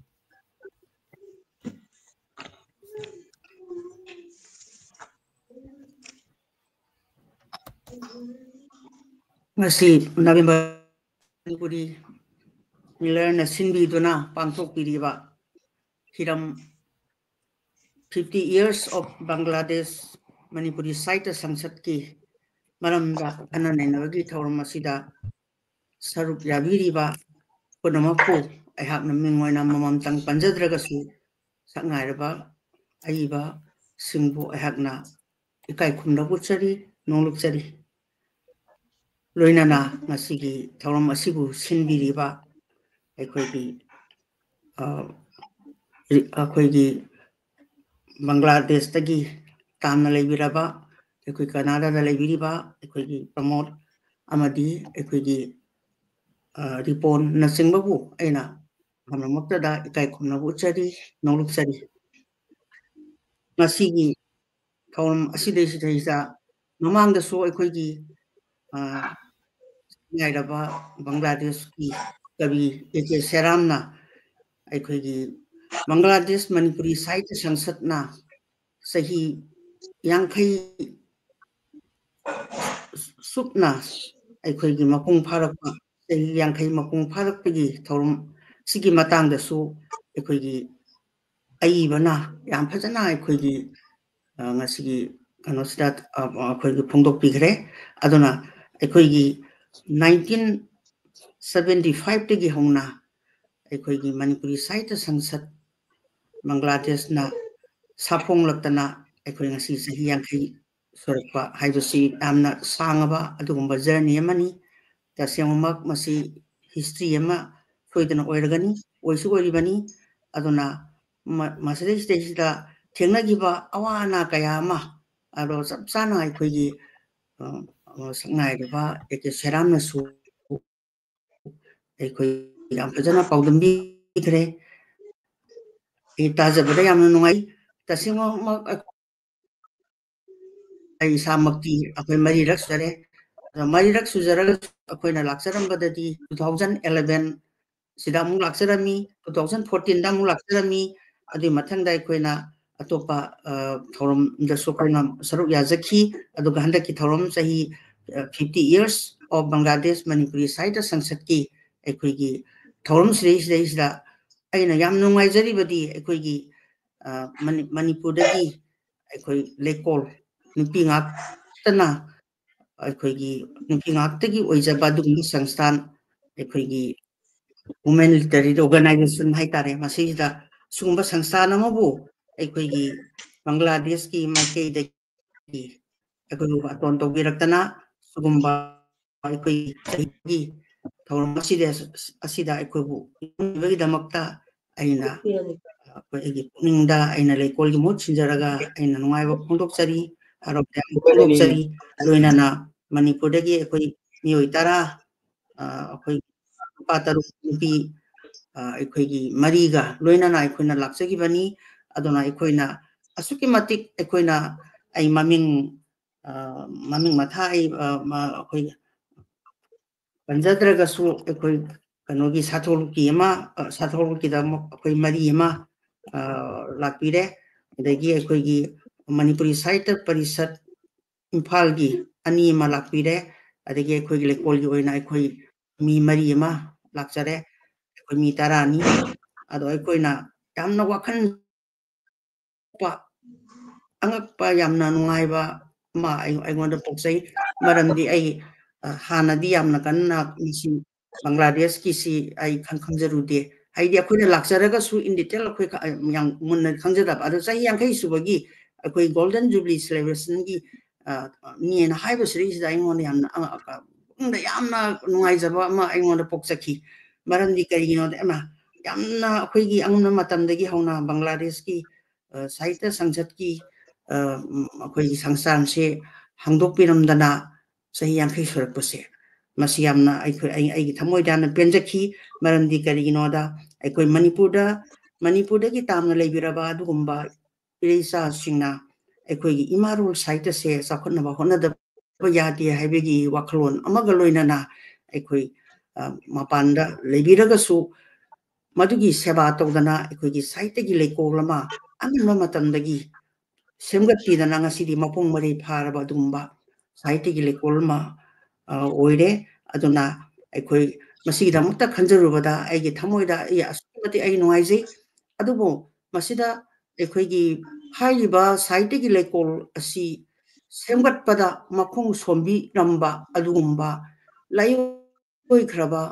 ꯑꯏꯕꯤ ꯈꯔꯗꯤ ꯑꯩꯈꯣꯏꯒꯤ ꯑꯋꯥ ꯑꯅꯥ ꯀꯌꯥ ꯄꯨꯕꯤꯔꯝꯃꯒ ꯇꯥꯏꯕꯪꯄꯥꯟ ꯊꯥꯗꯣꯛꯈ꯭ꯔꯦ ꯃꯈꯣꯏꯒꯤ ꯃꯐꯝꯗꯁꯨ ꯑꯩꯍꯥꯛꯅ ꯑꯩꯈꯣꯏꯒꯤ ꯀꯣꯛ ꯅꯣꯟꯖꯔꯤ ꯅꯣꯛꯆꯔꯤ ꯃꯔꯝꯗꯤ ꯑꯩꯈꯣꯏ ꯃꯈꯣꯏꯅ ꯁꯦꯝꯕꯤꯔꯝꯕ ꯇꯧꯕꯤꯔꯝꯕ ꯃꯌꯥꯝꯗꯣ ꯑꯩꯈꯣꯏꯅ ꯀꯥꯎꯕ ꯌꯥꯗꯦ ꯃꯃꯥꯡꯗ ꯑꯩꯈꯣꯏꯒꯤ ꯕꯪꯒ꯭ꯂꯥꯗꯦꯁꯀꯤ ꯃꯅꯤꯄꯨꯔꯤ ꯁꯥꯍꯤꯇ꯭ꯌ ꯄꯔꯤꯁꯠ ꯕꯪꯒ꯭ꯂꯥꯗꯦꯁꯀꯤ ꯑꯩꯈꯣꯏꯒꯤ ꯑꯦ.ꯀꯦ. ꯁꯦꯔꯥꯝꯅꯁꯨ ꯐꯣꯡꯗꯣꯛꯄꯤꯈ꯭ꯔꯦ ꯍꯥꯏꯔꯤꯕ ꯑꯩꯈꯣꯏꯒꯤ 2025ꯀꯤ ꯃꯦꯗꯒꯤ ꯍꯧꯅ ꯆꯠꯊꯔꯛꯏꯕ ꯑꯩꯈꯣꯏꯒꯤ ꯄ꯭ꯔꯣꯒ꯭ꯔꯥꯝꯁꯤꯡ ꯃꯔꯛꯇ ꯍꯥꯏꯔꯤꯕ ꯑꯗꯨꯒꯨꯝꯕ ꯂꯥꯏꯑꯣꯏꯈ꯭ꯔꯕꯁꯤꯡ ꯑꯃꯗꯤ ꯑꯩꯈꯣꯏꯒꯤ ꯃꯁꯤꯒꯤ ꯑꯣꯏꯅꯅꯕ ꯆꯍꯤ 50 ꯆꯨꯞꯅ ꯑꯩꯈꯣꯏꯒꯤ ꯑꯣꯏꯅꯅꯕ ꯍꯣꯠꯅꯕꯤꯔꯤꯕ ꯃꯌꯥꯝꯗꯨꯕꯨꯁꯨ ꯏꯀꯥꯏ ꯈꯨꯝꯅꯕ ꯎꯠꯄꯤꯈꯤꯕꯒꯤ ꯋꯥꯔꯤ ꯑꯃ ꯇꯝꯕꯤꯈꯤꯕꯗꯣ ꯑꯩ ꯌꯥꯝ ꯅꯨꯡꯉꯥꯏꯖꯩ ꯑꯗꯣ ꯑꯩꯈꯣꯏꯒꯤ ꯂꯩꯀꯣꯜ ꯁꯥꯏꯠꯇꯒꯤ ꯁꯪꯁꯊꯥꯟ ꯑꯩꯈꯣꯏꯒꯤ ꯅꯨꯄꯤ ꯉꯥꯛꯇꯒꯤ ꯑꯣꯏꯖꯔꯤꯕꯁꯤꯁꯨ ꯀꯨꯏꯗꯅ ꯍꯟꯗꯛꯀꯤ ꯑꯩꯈꯣꯏꯒꯤ ꯍꯧꯈꯤꯕ ꯑꯣꯛꯇꯣꯕꯔꯒꯤ ꯇꯥꯡ 3ꯗ ꯑꯩꯈꯣꯏꯒꯤ ꯆꯍꯤ ꯁꯤꯜꯚꯔ ꯖꯨꯕꯤꯂꯤꯁꯦ ꯇꯥꯗꯅ ꯑꯗꯨꯃꯥꯏꯅ ꯇꯧꯗꯅ ꯑꯩꯈꯣꯏꯅ ꯂꯩꯑꯣꯏꯈ꯭ꯔꯕ ꯑꯩꯈꯣꯏꯒꯤ ꯂꯩꯀꯣꯜꯒꯤ ꯐꯥꯎꯟꯗꯔ ꯄ꯭ꯔꯁꯤꯗꯦꯟ ꯑꯣꯏꯕꯤꯔꯝꯕꯤ ꯃꯍꯥꯔꯥꯖ ꯀꯨꯃꯥꯔꯤ ꯕꯤꯅꯣꯗꯤꯅꯤ ꯑꯗꯒꯤ ꯏꯆꯦꯃ ꯁꯣꯔꯣꯖꯤꯅꯤ ꯑꯗꯒꯤ ꯑꯩꯈꯣꯏꯒꯤ ꯊꯣꯏꯕꯤ ꯄ꯭ꯔꯃꯣꯗꯤꯅꯤꯅꯆꯤꯡꯕ ꯃꯌꯥꯝꯗ ꯑꯩꯈꯣꯏ ꯍꯦꯛꯀꯠ ꯇꯝꯖꯗꯅ ꯑꯩꯈꯣꯏ ꯃꯗꯨ ꯌꯦꯡꯖꯈꯤ ꯂꯣꯏꯅꯅ ꯑꯩꯈꯣꯏꯒꯤ ꯍꯧꯖꯤꯛꯀꯤ ꯉꯁꯥꯏ ꯑꯩꯈꯣꯏꯒꯤ ꯀꯩꯅꯣꯅ ꯍꯥꯏꯕꯤꯈꯤꯕ ꯄ꯭ꯔꯁꯤꯗꯦꯟ ꯃꯅꯤꯄꯨꯔ ꯁꯥꯍꯤꯇ꯭ꯌ ꯄꯔꯤꯁꯠ ꯕꯪꯒ꯭ꯂꯥꯗꯦꯁꯀꯤ ꯄ꯭ꯔꯁꯤꯗꯦꯟꯅ ꯍꯥꯏꯕꯤꯈꯤꯕ ꯑꯩꯈꯣꯏ ꯁꯨꯃꯥꯏꯅ ꯇꯧꯗꯅ ꯋꯥꯃꯤꯟꯅꯔꯛꯄ ꯁꯦꯀ꯭ꯔꯦꯇꯔꯤ ꯑꯗꯒꯤ ꯁꯦꯀ꯭ꯔꯦꯇꯔꯤ ꯑꯗꯨꯒ ꯃꯌꯥꯝ ꯑꯃ ꯑꯩꯈꯣꯏ ꯋꯥꯃꯤꯟꯅꯔꯀꯥꯟꯁꯤꯗꯩꯁꯤꯗ ꯇꯧꯈꯤꯕ ꯃꯌꯥꯝꯗꯣ ꯑꯩꯈꯣꯏ ꯏꯀꯥꯏ ꯈꯨꯝꯅꯕ ꯄꯤꯈꯤ ꯀꯥꯏꯅ ꯍꯥꯏꯕꯗꯣ ꯌꯥꯝꯅ ꯅꯨꯡꯁꯤꯕ ꯋꯥꯔꯤ ꯑꯃꯅꯤ ꯇꯧꯐꯝꯁꯨ ꯊꯣꯛꯏ ꯑꯗꯨꯅ ꯍꯟꯗꯛꯀꯤ ꯑꯩꯈꯣꯏꯅ ꯆꯍꯤ 50ꯒꯤ ꯑꯩꯈꯣꯏꯒꯤ ꯊꯧꯔꯝꯁꯤ ꯌꯥꯎꯕ ꯃꯇꯝꯗ ꯑꯁꯨꯛꯀꯤ ꯃꯇꯤꯛ ꯑꯩ ꯅꯨꯡꯉꯥꯏꯕ ꯄꯣꯛꯆꯩ ꯑꯗꯨꯅ ꯑꯩꯈꯣꯏꯅ ꯑꯩꯈꯣꯏꯒꯤ ꯀꯜꯆꯔꯦꯜ ꯀꯝꯄ꯭ꯂꯦꯛꯁꯇ ꯇꯧꯕꯤꯈꯤꯕ ꯃꯥꯒꯤ ꯊꯧꯔꯝ ꯍꯦꯛ ꯍꯧꯗꯣꯛꯄꯗꯒꯤ ꯍꯧꯅ ꯑꯩꯈꯣꯏꯒꯤ ꯀꯩꯅꯣ ꯁꯛꯄꯤꯗꯅ ꯍꯧꯗꯣꯛꯄꯒꯤ ꯊꯧꯔꯝꯗ ꯑꯩꯈꯣꯏꯒꯤ ꯃꯩꯇꯩ ꯅꯨꯄꯤꯁꯤꯡ ꯑꯩꯈꯣꯏꯒꯤ ꯏꯆꯤꯜ ꯏꯅꯥꯎꯁꯤꯡꯅ ꯌꯥꯝꯅ ꯅꯨꯡꯁꯤꯕ ꯁꯩꯍꯧ ꯏꯁꯩ ꯄꯤꯕꯤꯈꯤꯕ ꯑꯗꯨꯗ ꯅꯠꯇꯅ ꯑꯩꯈꯣꯏꯒꯤ ꯍꯥꯏꯕꯤꯈꯤꯕ ꯗꯔꯀꯥꯔꯗꯒꯤ ꯑꯩꯈꯣꯏꯒꯤ ꯖꯒꯣꯏꯒꯤ ꯒꯨꯔꯨ ꯃꯌꯥꯝ ꯑꯃ ꯑꯩꯈꯣꯏꯒꯤ ꯏꯀꯥꯏ ꯈꯨꯝꯅꯕ ꯄꯤꯕꯤꯈꯤꯕ ꯑꯗꯨꯗ ꯅꯠꯇꯅ ꯑꯩꯈꯣꯏꯒꯤ ꯌꯥꯝꯅ ꯅꯨꯡꯁꯤꯕ ꯑꯃꯅ ꯍꯟꯗꯛꯀꯤ ꯑꯩꯈꯣꯏꯒꯤ ꯗꯥꯏꯁꯇ ꯂꯦꯡꯁꯤꯟꯕꯤꯈꯤꯕ ꯑꯩꯈꯣꯏꯒꯤ ꯕꯪꯒꯥꯂꯤ ꯑꯩꯈꯣꯏꯒꯤ ꯃꯥꯙꯕ ꯆꯟꯗ꯭ꯔ ꯃꯃꯤꯡꯁꯦ ꯑꯩꯅ ꯀꯩꯅꯣ ꯇꯧꯔꯦ ꯑꯩꯈꯣꯏꯒꯤꯗ ꯌꯥꯎꯈꯤꯕꯗ ꯃꯈꯣꯟ ꯆꯟꯗ꯭ꯔ ꯀꯥꯏꯅ ꯌꯥꯎꯈꯤꯕ ꯑꯩꯈꯣꯏꯒꯤ ꯁꯨꯃꯥꯏꯅ ꯇꯧꯗꯅ ꯑꯩꯈꯣꯏꯒꯤ ꯃꯐꯝꯗꯨꯗ ꯂꯩꯔꯤꯕ ꯑꯩꯈꯣꯏꯒꯤ ꯖꯥꯠ ꯃꯥꯟꯅꯗ꯭ꯔꯒꯁꯨ ꯑꯩꯈꯣꯏꯒꯤ ꯀꯥꯡꯂꯨꯞ ꯐꯨꯔꯨꯞ ꯃꯌꯥꯝ ꯑꯃ ꯍꯧꯖꯤꯛꯀꯤ ꯁꯥꯏꯠꯇꯒꯤ ꯊꯧꯔꯝꯗꯨꯗꯩꯗ ꯌꯥꯎꯍꯟꯕꯤꯗꯅ ꯑꯩꯈꯣꯏ ꯑꯃꯠꯇꯅꯤ ꯑꯩꯈꯣই ꯃꯤꯑꯣꯏꯕꯁꯦ ꯑꯩꯈꯣꯏ ꯑꯃꯈꯛꯇꯅꯤ ꯍꯥꯏꯕꯒꯤ ꯋꯥꯈꯜꯂꯣꯟ ꯑꯃꯒ ꯂꯣꯏꯅꯅ ꯗꯥꯏꯁꯇ ꯐꯝꯍꯟꯕꯤꯗꯅ ꯈꯣꯠꯇꯅ ꯇꯧꯕꯤꯈꯤꯕꯗꯨ ꯌꯥꯝꯅ ꯐꯖꯕ ꯑꯩꯈꯣꯏꯒꯤ ꯊꯧꯔꯝ ꯑꯃꯅꯤ ꯍꯥꯏꯕꯁꯤ ꯑꯩꯒꯤ ꯋꯥꯈꯜꯗ ꯑꯩꯅ ꯐꯥꯎꯖꯈꯤ ꯑꯗꯒꯤ ꯑꯗꯨꯗꯁꯨ ꯅꯠꯇꯅ ꯑꯩꯈꯣꯏꯒꯤ ꯁꯦꯀꯦꯟ ꯁꯦꯁꯟ ꯑꯃꯗꯤ ꯑꯩꯈꯣꯏꯒꯤ ꯀꯩꯅꯣꯗꯁꯨ ꯖꯒꯣꯏ ꯏꯁꯩ ꯃꯌꯥꯝ ꯑꯃ ꯎꯠꯄꯤꯗꯅ ꯑꯗꯒꯤ ꯑꯩꯈꯣꯏꯒꯤ ꯃꯐꯝꯗꯨꯒꯤ ꯌꯥꯝꯅ ꯑꯩꯈꯣꯏꯒꯤ ꯀꯂꯥ ꯑꯃꯗꯤ ꯁꯪꯁꯀ꯭ꯔꯤꯇꯤꯒꯤ ꯐꯖꯕ ꯃꯁꯛꯁꯦ ꯑꯩꯈꯣꯏ ꯌꯥꯝ ꯐꯖꯅ ꯑꯩꯈꯣꯏ ꯎꯖꯈꯤ ꯑꯗꯣ ꯕꯪꯒ꯭ꯂꯥꯗꯦꯁꯇ ꯑꯩꯈꯣꯏꯒꯤ ꯃꯅꯤꯄꯨꯔꯤ ꯖꯒꯣꯏꯒꯤ ꯑꯩꯈꯣꯏꯒꯤ ꯀꯩꯅꯣꯈꯣꯏꯅ ꯎꯠꯄꯤꯈꯤꯕ ꯑꯩꯈꯣꯏꯒꯤ ꯁꯤꯂꯦꯠꯇꯒꯤ ꯁꯥꯟꯇꯅꯥꯅꯒ ꯁꯥꯕꯤꯈꯤꯕ ꯑꯗꯒꯤ ꯑꯩꯈꯣꯏꯒꯤ ꯑꯇꯣꯞꯄ ꯙꯥꯀꯥꯗꯒꯤ ꯂꯥꯛꯄ ꯃꯌꯥꯝꯅ ꯎꯠꯄꯤꯈꯤꯕ ꯃꯌꯥꯝꯒꯗꯣ ꯌꯥꯝꯅ ꯅꯨꯡꯉꯥꯏꯕ ꯑꯩꯈꯣꯏꯗ ꯑꯉꯛꯄ ꯀꯩꯅꯣ ꯑꯃ ꯑꯣꯏꯅ ꯑꯩꯒꯤ ꯋꯥꯈꯜꯁꯤꯗ ꯑꯩꯅ ꯄꯣꯛꯆꯈꯤ ꯑꯗꯨꯒ ꯌꯥꯝ ꯅꯨꯡꯁꯤꯕ ꯑꯗꯨꯒꯤ ꯃꯊꯛꯇ ꯑꯩꯈꯣꯏꯒꯤ ꯃꯐꯝꯗꯨꯗ ꯂꯩꯕꯤꯔꯤꯕ ꯑꯩꯈꯣꯏꯒꯤ ꯏꯆꯤꯜ ꯏꯅꯥꯎꯁꯤꯡ ꯑꯩꯈꯣꯏꯒꯤ ꯃꯥꯅꯣꯒꯥꯁꯀꯤ ꯃꯐꯝ ꯑꯀꯣꯏꯕꯗ ꯂꯩꯕꯤꯔꯤꯕ ꯑꯩꯈꯣꯏ ꯃꯩꯇꯩ ꯈꯨꯟ ꯃꯌꯥꯝꯒꯤ ꯏꯆꯤꯜ ꯏꯅꯥꯎꯁꯤꯡꯅ ꯑꯩꯈꯣꯏꯒꯤ ꯍꯥꯏꯔꯤꯕ ꯊꯧꯔꯝꯁꯤꯗꯩꯁꯤꯗ ꯃꯄꯨꯡ ꯐꯥꯅ ꯌꯥꯎꯕꯤꯗꯅ ꯑꯩꯈꯣꯏꯒꯤ ꯊꯧꯔꯝꯁꯦ ꯌꯥꯝꯅ ꯃꯥꯏ ꯄꯥꯛꯄ ꯑꯗꯨꯒꯨꯝꯕ ꯊꯧꯔꯝ ꯑꯃ ꯑꯣꯏꯈꯤ ꯍꯥꯏꯕꯁꯤ ꯑꯩꯒꯤ ꯋꯥꯈꯜꯗ ꯑꯩꯅ ꯄꯨꯛꯅꯤꯡꯗ ꯐꯥꯎꯖꯕꯅꯤ ꯑꯗꯨꯗꯁꯨ ꯅꯠꯇꯅ ꯑꯩꯈꯣꯏꯅ ꯂꯩꯐꯝ ꯆꯥꯐꯝꯒꯤ ꯑꯣꯏꯔꯒꯁꯨ ꯑꯩꯈꯣꯏ ꯌꯥꯝ ꯐꯖꯅ ꯁꯤꯟꯕꯤꯈꯤ ꯑꯩꯈꯣꯏ ꯌꯥꯝ ꯅꯨꯡꯉꯥꯏꯕ ꯃꯐꯝ ꯑꯃꯗ ꯑꯩꯈꯣꯏꯕꯨ ꯂꯩꯍꯟꯕꯤꯈꯤ ꯑꯩꯈꯣꯏꯒꯤ ꯁꯁꯤꯀꯨꯃꯥꯔ ꯁꯤꯡ ꯑꯩꯈꯣꯏ ꯔꯤꯇꯤꯌꯔ ꯑꯦꯗꯤꯁꯅꯦꯜ ꯁꯦꯀ꯭ꯔꯦꯇꯔꯤ ꯒꯣꯔꯃꯦꯟ ꯑꯣꯐ ꯕꯪꯒ꯭ꯂꯥꯗꯦꯁꯀꯤ ꯌꯨꯝꯗ ꯑꯩꯈꯣꯏ ꯅꯨꯄꯤ ꯃꯔꯤ ꯑꯃ ꯂꯩꯍꯟꯕꯤꯔꯦ ꯑꯗꯒꯤ ꯑꯩꯈꯣꯏꯒꯤ ꯆꯠꯃꯤꯟꯅꯔꯤꯕ ꯑꯩꯅ ꯒꯦꯁ ꯍꯥꯎꯁꯀꯤꯗ ꯂꯩꯔꯦ ꯑꯗꯒꯤ ꯑꯗꯨꯗ ꯅꯠꯇꯅ ꯑꯩꯈꯣꯏꯅ ꯌꯥꯝꯅ ꯑꯩꯈꯣꯏꯒꯤ ꯀꯔꯤ ꯍꯥꯏꯅꯤ ꯑꯩꯈꯣꯏꯅ ꯕꯪꯒ꯭ꯂꯥꯗꯦꯁꯀꯤꯗ ꯂꯩꯕ ꯃꯇꯝꯗ ꯑꯩꯈꯣꯏꯒꯤ ꯑꯩꯈꯣꯏ ꯃꯥꯗꯔꯂꯦꯟ ꯑꯩꯈꯣꯏꯒꯤ ꯏꯃꯥ ꯂꯩꯕꯥꯛꯇ ꯂꯩꯕꯗꯧꯅ ꯑꯩꯈꯣꯏꯅ ꯄꯨꯛꯅꯤꯡꯗ ꯐꯤꯜ ꯇꯧꯏ ꯑꯩꯈꯣꯏꯅ ꯒꯥꯔꯤꯗ ꯆꯠꯂꯒ ꯑꯩꯈꯣꯏꯅ ꯒꯥꯔꯤ ꯇꯣꯡꯗꯅ ꯆꯠꯄ ꯃꯇꯝꯗꯁꯨ ꯑꯩꯈꯣꯏꯅ ꯍꯥꯏꯅꯩ ꯀꯩꯅꯣꯅꯦ ꯑꯩꯈꯣꯏꯅ ꯕꯪꯒ꯭ꯂꯥꯗꯦꯁꯇ ꯂꯩ ꯍꯥꯏꯕꯁꯦ ꯑꯩꯈꯣꯏꯅ ꯁꯨꯡꯊꯥ ꯊꯥꯖꯗꯦ ꯑꯩꯈꯣꯏ ꯃꯅꯤꯄꯨꯔꯗ ꯑꯩꯈꯣꯏ ꯃꯥꯗꯔꯂꯦꯟ ꯑꯩꯈꯣꯏ ꯏꯃꯥ ꯃꯅꯤꯄꯨꯔꯗ ꯂꯩꯕꯗꯧꯅ ꯑꯩꯈꯣꯏꯅ ꯐꯤꯜ ꯇꯧꯔꯤꯁꯦ ꯃꯁꯤꯁꯨ ꯑꯉꯛꯄ ꯑꯃꯅꯤꯀꯣ ꯍꯥꯏꯅ ꯇꯧ ꯋꯥꯔꯤ ꯁꯥꯗꯅ ꯆꯠꯆꯩ ꯑꯗ ꯁꯤꯗ ꯅꯠꯇꯅ ꯑꯩꯈꯣꯏꯒꯤ ꯀꯩꯅꯣꯗ ꯔꯥꯖꯕꯥꯔꯤꯒꯤ ꯀꯩꯅꯣꯗ ꯀꯣꯅꯨꯡꯒꯤ ꯃꯥꯝꯗꯞꯇ ꯇꯧꯈꯤꯕ ꯑꯩꯈꯣꯏꯒꯤ ꯁꯦꯀꯦꯟ ꯗꯦꯒꯤ ꯑꯩꯈꯣꯏꯒꯤ ꯊꯧꯔꯝꯗꯨꯗꯁꯨ ꯑꯩꯈꯣꯏꯒꯤ ꯅꯕꯦꯝꯕꯔꯒꯤ ꯇꯥꯡ 15ꯗ ꯇꯧꯈꯤꯕ ꯊꯧꯔꯝꯁꯤꯗꯁꯨ ꯑꯩꯈꯣꯏ ꯌꯥꯝꯅ ꯐꯖꯅ ꯑꯩꯈꯣꯏ ꯄꯥꯡꯊꯣꯛꯄꯤꯈꯤ ꯑꯩꯈꯣꯏ ꯆꯥꯛꯂꯦꯟ ꯑꯃꯒ ꯂꯣꯏꯅꯅ ꯌꯥꯝ ꯅꯨꯡꯁꯤꯕ ꯑꯩꯈꯣꯏꯒꯤ ꯀꯨꯏꯅ ꯎꯅꯗ꯭ꯔꯕ ꯑꯩꯗꯤ ꯈꯔ ꯑꯗꯨꯝ ꯃꯃꯥꯡꯗꯁꯨ ꯂꯥꯛꯆꯔꯝꯃꯕꯅꯤꯅ ꯈꯪꯅꯕꯁꯨ ꯑꯗꯨꯝ ꯃꯌꯥꯝ ꯑꯃ ꯊꯦꯡꯅꯖꯩ ꯑꯩꯈꯣꯏꯒꯤ ꯀꯩꯅꯣ ꯍꯣꯏ ꯀꯩꯅꯥꯍꯟꯕꯤ ꯍꯣꯏ ꯀꯔꯤ ꯍꯣꯏ ꯑꯗꯒꯤ ꯑꯟꯖꯨ ꯑꯗꯒꯤ ꯑꯩꯈꯣꯏꯒꯤ ꯔꯥꯖꯦꯁ ꯑꯗꯒꯤ ꯃꯌꯥꯝ ꯑꯃ ꯑꯗꯨꯒ ꯑꯩꯈꯣꯏꯒꯤ ꯔꯥꯏꯇꯔ ꯑꯩꯈꯣꯏꯒꯤ ꯕꯪꯒ꯭ꯂꯥꯗꯦꯁꯇ ꯉꯁꯥꯏ ꯍꯥꯏꯕꯤꯈ꯭ꯔꯦ ꯂꯥꯏꯔꯤꯛ 94 ꯐꯣꯡꯕꯤꯈ꯭ꯔꯦꯅ ꯍꯥꯏ ꯑꯗꯣ ꯌꯥꯝꯅ ꯑꯩꯈꯣꯏꯒꯤ ꯀꯔꯤ ꯍꯥꯏꯅꯤ ꯕꯪꯒ꯭ꯂꯥꯗꯦꯁꯇ ꯐꯣꯡꯕ ꯂꯥꯏꯔꯤꯛꯁꯤꯡꯁꯦ ꯌꯥꯝꯅ ꯑꯩꯈꯣꯏꯒꯤ ꯃꯑꯣꯡ ꯌꯥꯝ ꯇꯥꯏ ꯌꯥꯝ ꯐꯖꯩ ꯑꯗꯒꯤ ꯂꯥꯏꯔꯤꯛꯀꯤ ꯃꯑꯣꯡ ꯑꯗꯒꯤ 이비리버수 ꯌꯥꯝ ꯐꯖꯅ 이비 ꯑꯩꯈꯣꯏꯒꯤ ꯅꯈꯣꯏꯒꯤ ꯀꯩꯅꯣ ꯐꯥꯎꯕ ꯄ꯭ꯔꯦꯁꯤꯗꯦꯟ ꯑꯣꯏꯕꯤꯔꯤꯕ ꯁꯦꯔꯥꯝꯒꯤ ꯃꯥꯒꯤ ꯂꯥꯏꯔꯤꯛ ꯂꯣꯏꯅ ꯌꯥꯝꯅ ꯄꯥꯖꯩ ꯑꯗꯨꯅ ꯌꯥꯝꯅ ꯐꯖꯅꯁꯨ 이비 ꯑꯗꯨꯒ ꯅꯝꯕꯒꯤ ꯃꯑꯣꯡꯁꯤꯁꯨ ꯌꯥꯝ ꯐꯖꯅ ꯅꯝꯕꯤ ꯂꯥꯏꯔꯤꯛꯁꯤꯡꯁꯦ ꯑꯩꯈꯣꯏꯅꯕꯨ ꯍꯥꯏꯅꯩ ꯕꯪꯒ꯭ꯂꯥꯗꯦꯁꯀꯤ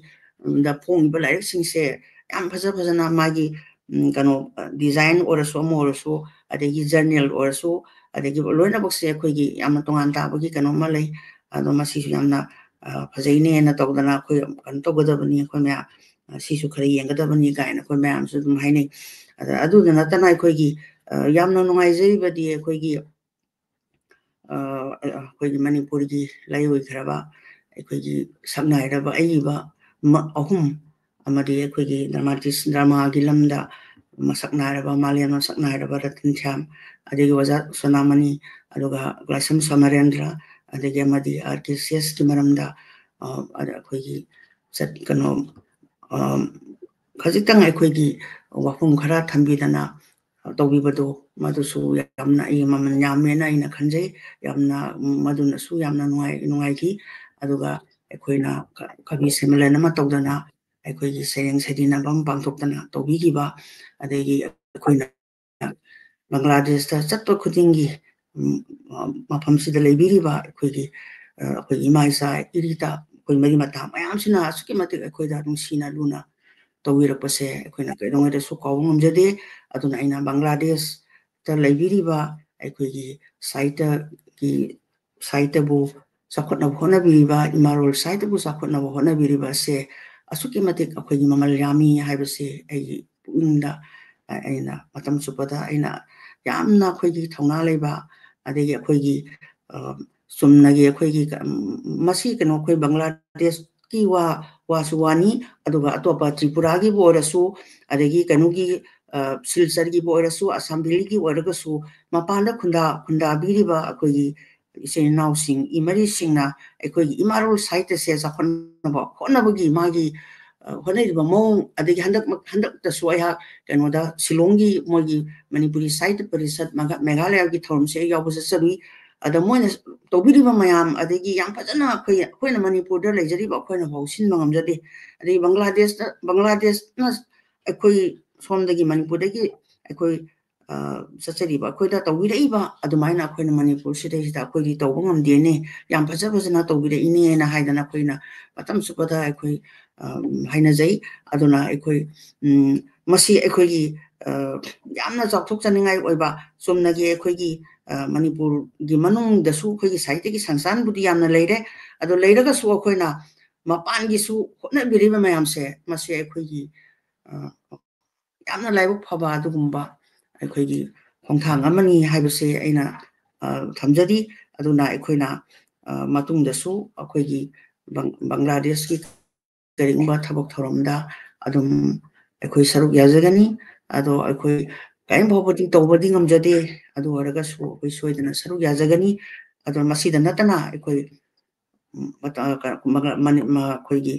ꯃꯅꯤꯄꯨꯔꯤ ꯁꯥꯍꯤꯇ꯭य ꯄꯔꯤꯁꯠ ꯀꯩꯅꯣ ꯕꯪꯒ꯭ꯂꯥꯗꯦꯁꯀꯤ ꯃꯇꯝ ꯆꯨꯞꯄꯗ ꯑꯩꯈꯣꯏꯒꯤ ꯇꯦꯛꯇ ꯀꯥꯏꯗꯅ ꯃꯇꯝ ꯁꯥꯡꯅ ꯑꯩꯈꯣꯏꯒꯤ ꯏꯃꯥꯂꯣꯟ ꯁꯥꯍꯤꯇ꯭ꯌ ꯑꯁꯤ ꯆꯥꯎꯈꯠꯅꯕ ꯍꯣꯠꯅꯕꯗ ꯊꯧꯗꯥꯡ ꯂꯧꯕꯤꯌꯨ ꯍꯥꯏꯕ ꯋꯥꯐꯝ ꯈꯔꯁꯤ ꯊꯝꯖꯔꯒ ꯑꯩꯍꯥꯛ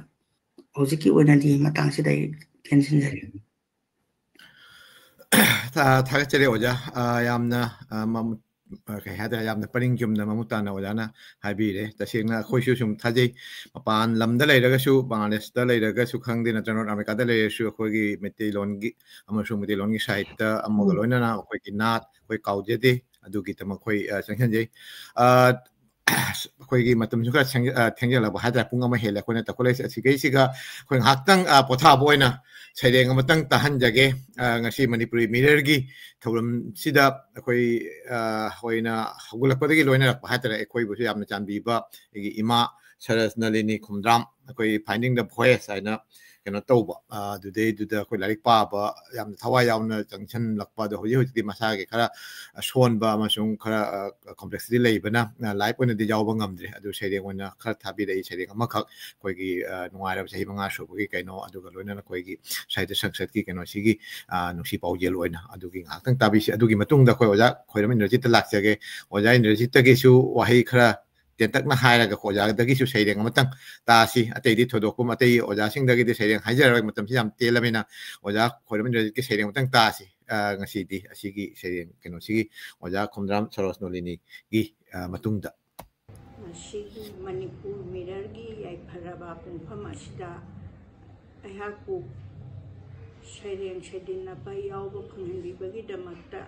ꯍꯥꯏꯅꯤꯡꯉꯥꯏ ꯂꯩꯇꯅ ꯊꯥꯒꯠꯆꯔꯤ ꯂꯣꯏꯅꯅ ꯏꯁꯣꯔꯒꯤ ꯃꯐꯝꯗ ꯌꯥꯏꯐ ꯃꯪꯒꯣꯜ ꯅꯤꯖꯔꯤ ꯖꯒꯠꯅ ꯂꯩꯔꯤꯕ ꯃꯈꯩ ꯃꯥꯂꯦꯝꯁꯤꯗ ꯃꯨꯅꯥꯏꯗꯅ ꯂꯩꯍꯟꯕꯤꯌꯨ ꯍꯥꯏꯗꯨꯅ ꯑꯃꯨꯛꯀꯁꯨ ꯍꯟꯅ ꯄ꯭ꯔꯊꯅꯥ ꯇꯧꯖꯔꯤ ꯑꯩꯍꯥꯛ ꯍꯧꯖꯤꯛ R.K. ꯀꯦꯅꯦꯕꯣꯒꯤ ꯅꯤꯡꯊꯥ ꯑꯃꯁꯨꯡ ꯅꯥꯍꯣꯡ ꯍꯥꯏꯕ ꯃꯥꯒꯤ ꯁꯩꯔꯦꯡꯁꯤꯡꯇꯪ ꯑꯩ ꯃꯤꯌꯥꯝꯗ ꯀꯠꯆꯒꯦ ꯑꯩꯅ ꯇꯥꯏꯕꯪ ꯁꯥꯐꯣꯡꯂꯛꯈꯤꯕ ꯃꯤꯀꯨꯞꯇꯨꯗ ꯃꯤꯀꯨꯞ ꯈꯔ ꯀꯛꯈꯤꯗꯦ ꯅꯥꯎꯔꯦꯛꯄꯒꯤ ꯆꯩꯅꯥ ꯂꯣꯏꯗ꯭ꯔꯤꯕ ꯏꯃꯥꯅ ꯍꯤꯛꯅ ꯍꯤꯛꯅ ꯀꯞꯈꯤ ꯑꯩꯅ ꯍꯪꯉꯥ ꯈꯣꯟꯖꯦꯜ ꯊꯣꯛꯂꯛꯂꯕꯗ ꯄ꯭ꯔꯤꯊꯤꯕꯤ ꯖꯣꯏ ꯇꯧꯔꯕꯤ ꯃꯍꯥꯛ ꯇꯨꯒꯨꯝ ꯀꯌꯥꯗ ꯃꯊꯣꯏ ꯀꯥꯅ ꯍꯔꯥꯎꯖꯈꯤꯕ ꯏꯃꯥꯅ ꯅꯨꯃꯤꯠꯇꯨ ꯅꯤꯡꯇꯝꯅ ꯌꯥꯝꯅ ꯅꯤꯡꯇꯝꯂꯕ ꯅꯨꯃꯤꯠꯅꯤ ꯑꯩꯒꯤ ꯏꯃꯥ ꯑꯩꯒꯤ ꯅꯤꯡꯊꯥ ꯑꯃꯠꯇ ꯂꯩꯇ꯭ꯔꯕꯔꯥ ꯅꯤꯡꯁꯤꯡꯕꯅ ꯌꯣꯝꯁꯤꯟꯗꯨꯅ ꯆꯦꯛꯁꯤꯟꯅ ꯊꯝꯂꯤꯕꯔꯥ ꯅꯤꯡꯊꯥ ꯑꯗꯨꯅ ꯄꯨꯝꯅꯃꯛꯀꯤ ꯑꯩꯒꯤ ꯀꯞꯇꯨꯅ ꯂꯩꯐꯝꯁꯨ ꯅꯣꯛꯇꯨꯅ ꯁꯥꯟꯅꯐꯝꯁꯨ ꯅꯤꯡꯉꯥꯏꯗꯅ ꯇꯨꯝꯐꯝꯁꯨ ꯑꯣꯏꯅꯐꯝꯁꯨꯅꯤ ꯑꯁꯥꯎꯕꯒꯤ ꯐꯣꯡꯗꯣꯛꯐꯝꯁꯨꯅꯤ ꯑꯁꯥꯎꯕꯒꯤ ꯐꯨꯗꯣꯛꯐꯝꯁꯨꯅꯤ ꯏꯃꯥꯅ ꯑꯩꯕꯨ ꯊꯥꯗꯣꯛꯐꯝꯁꯨꯅꯤ ꯏꯃꯥꯅ ꯑꯩꯕꯨ ꯄꯣꯕꯤꯈꯤꯕ ꯅꯥꯍꯣꯡꯁꯨ ꯑꯃꯠꯇ ꯂꯩꯇ꯭ꯔꯕꯔꯥ ꯑꯩꯒꯤꯗꯤ ꯂꯥꯏꯔꯩꯕꯥꯛꯅꯤ ꯏꯃꯥꯒꯤ ꯅꯝ ꯑꯗꯨ ꯀꯅꯥꯅꯁꯨ ꯀꯤꯈꯤꯗꯦ ꯀꯅꯥꯕꯨꯁꯨ ꯀꯤꯈꯤꯗꯦ ꯃꯐꯝꯗꯨꯗ ꯅꯨꯡꯉꯥꯏꯅ ꯄꯦꯟꯖꯕꯁꯤꯡ ꯇꯨꯡꯅꯐꯝꯅꯤ ꯁꯅꯥ ꯀꯣꯅꯨꯡ ꯑꯃꯁꯨꯅꯤ ꯄꯩꯔꯤꯕ ꯅꯧꯔꯕ ꯑꯩꯒꯤ ꯄꯤꯔꯥꯡꯗꯨꯒꯤ ꯂꯣꯏꯁꯤꯟꯐꯝꯁꯨ ꯃꯐꯝꯁꯤꯅꯤ ꯇꯥꯏꯕꯪꯒꯤ ꯃꯣꯃꯣꯟ ꯅꯣꯛꯄ ꯇꯝꯅꯐꯝꯁꯨ ꯃꯐꯝꯁꯤꯅꯤ ꯅꯤꯡꯕ ꯊꯨꯡꯕꯒꯤ ꯑꯇꯤꯌꯥꯅꯤ ꯏꯃꯥꯒꯤ ꯅꯥꯎꯁꯨꯝ ꯏꯁꯩ ꯇꯥꯐꯝꯅꯤ ꯏꯃꯥꯒꯤ ꯅꯝꯗꯒꯤ ꯍꯦꯟꯅ ꯅꯨꯡꯉꯥꯏꯕ ꯃꯐꯝ ꯑꯃ ꯊꯦꯡꯅꯔꯛꯇ꯭ꯔꯤ ꯐꯪꯂꯛꯂꯔꯣꯏ ꯑꯃꯨꯛ ꯍꯟꯅ ꯅꯥꯍꯣꯡ ꯑꯃꯠꯇꯗꯤ ꯁꯤꯟꯅꯕꯤꯌꯨꯕ ꯏꯃꯥ ꯏꯁꯥꯁꯦ ꯊꯨꯡꯅ ꯌꯦꯠꯁꯤꯟꯖꯒꯦ ꯄꯨꯝꯅꯧ ꯅꯧꯊꯣꯛꯆꯒꯦ ꯑꯃꯨꯛꯇꯗꯤ ꯏꯃꯥꯒꯤ ꯅꯝꯗ ꯄꯣꯕꯤꯔꯤꯕꯅꯤ ꯈꯟꯗꯨꯅ ꯈꯥꯛꯇꯨꯅ ꯂꯣꯠꯇꯨꯅ ꯅꯆꯥꯒꯤ ꯊꯝꯂꯤꯕ ꯅꯠꯇ꯭ꯔꯥ ꯏꯃꯥꯅ ꯅꯤꯡꯊꯥꯗꯨꯁꯨ ꯄꯤꯕꯤꯌꯨ ꯅꯥꯍꯣꯡꯗꯨꯁꯨ ꯁꯤꯟꯅꯕꯤꯌꯨ ꯑꯃꯨꯛ ꯍꯟꯅ ꯅꯤꯡꯇꯝꯖꯒꯦ ꯏꯃꯥ ꯃꯇꯥꯡꯁꯤꯗ ꯁꯩꯔꯦꯡ ꯑꯁꯤ ꯂꯣꯏꯁꯤꯟꯖꯔꯦ ꯃꯊꯪꯗ ꯑꯃꯨꯛ ꯑꯩꯍꯥꯛ ꯉꯁꯤꯒꯤ ꯑꯃꯨꯛꯀꯁꯨ ꯍꯟꯅ ꯉꯁꯤꯒꯤ ꯑꯩꯍꯥꯛꯅ ꯐꯪꯖꯔꯤꯕ ꯅꯨꯡꯉꯥꯏꯖꯕ ꯃꯤꯔꯔ ꯃꯅꯤꯄꯨꯔ ꯃꯤꯔꯔ ꯌꯥꯝꯅ ꯂꯨꯅ ꯃꯨꯟꯅ ꯈꯜꯂꯀꯥꯟꯗ ꯁꯩꯔꯦꯡ ꯑꯃ ꯈꯛꯇꯪ ꯉꯁꯤ ꯂꯥꯟꯊꯣꯛꯆꯒꯦ ꯃꯊꯪꯒꯤꯗꯁꯨ ꯑꯩꯍꯥꯛ ꯁꯩꯔꯦꯡ ꯑꯃꯃꯝ ꯂꯥꯟꯊꯣꯛꯆꯒꯦ ꯍꯥꯏꯅ ꯃꯤꯌꯥꯝꯒꯤ ꯃꯐꯝꯗ ꯈꯨꯔꯨꯝꯖꯔꯤ ꯑꯃꯨꯛꯀꯁꯨ ꯈꯨꯔꯨꯝꯖꯔꯤ ꯅꯣꯡꯂꯨꯛꯆꯔꯤ ꯁꯤꯅꯤ ꯑꯩꯈꯣꯏꯒꯤ ꯏꯃꯥꯅ ꯁꯣꯜꯂꯁꯨ ꯑꯩꯈꯣꯏ ꯉꯁꯥꯏꯒꯤ ꯀꯥꯎꯊꯣꯛꯄ ꯉꯝꯗꯕ ꯍꯥꯏꯇꯥꯔꯦ ꯑꯩꯅ ꯍꯥꯏꯖꯔꯨꯕꯗ ꯏꯃꯥꯅ ꯌꯥꯝꯅ ꯍꯔꯥꯎꯅ ꯏꯕꯨꯡꯉꯣ ꯑꯩꯈꯣꯏ ꯂꯥꯏꯚꯇꯗꯤ ꯌꯥꯎꯕ ꯅꯨꯡꯉꯥꯏꯔꯣꯏ ꯑꯗꯨꯅ ꯚꯤꯗꯤꯑꯣ ꯑꯣꯏꯅ थाजरके ना थाबिरकपनि थागचरी माबुसु करिगुम येंगदे खुरमजरी कोई मतमसी सुम टेंशन लकपना कोई ओजा इंद्रजीत लाचरके ओजा खुरम इंद्रजीत बांग्लादेश तगिनी माउंडगिसु खजितंग तेतकना कोईगी साहित्य संसद हौदोपगी जस्ट ओजादी हौदोपगी जावरकपनिदो कोई ओजा सरामनसु हाइबिरे ओजागी माकनदगिसु खजितंग समलपो वाय मतंग ताजनिंग अदुगा लोइनना सैरेंग मतंग पाबिरम मतंगदा अकोई मतंग मतंग सेकंड राउंड हाइगद्रा फाइनल राउंड मतंग तरोगा ngasiगी प्रोग्राम सि लोइसनजकनी थागचरी ओजा मयाम ओजा इंद्रजीत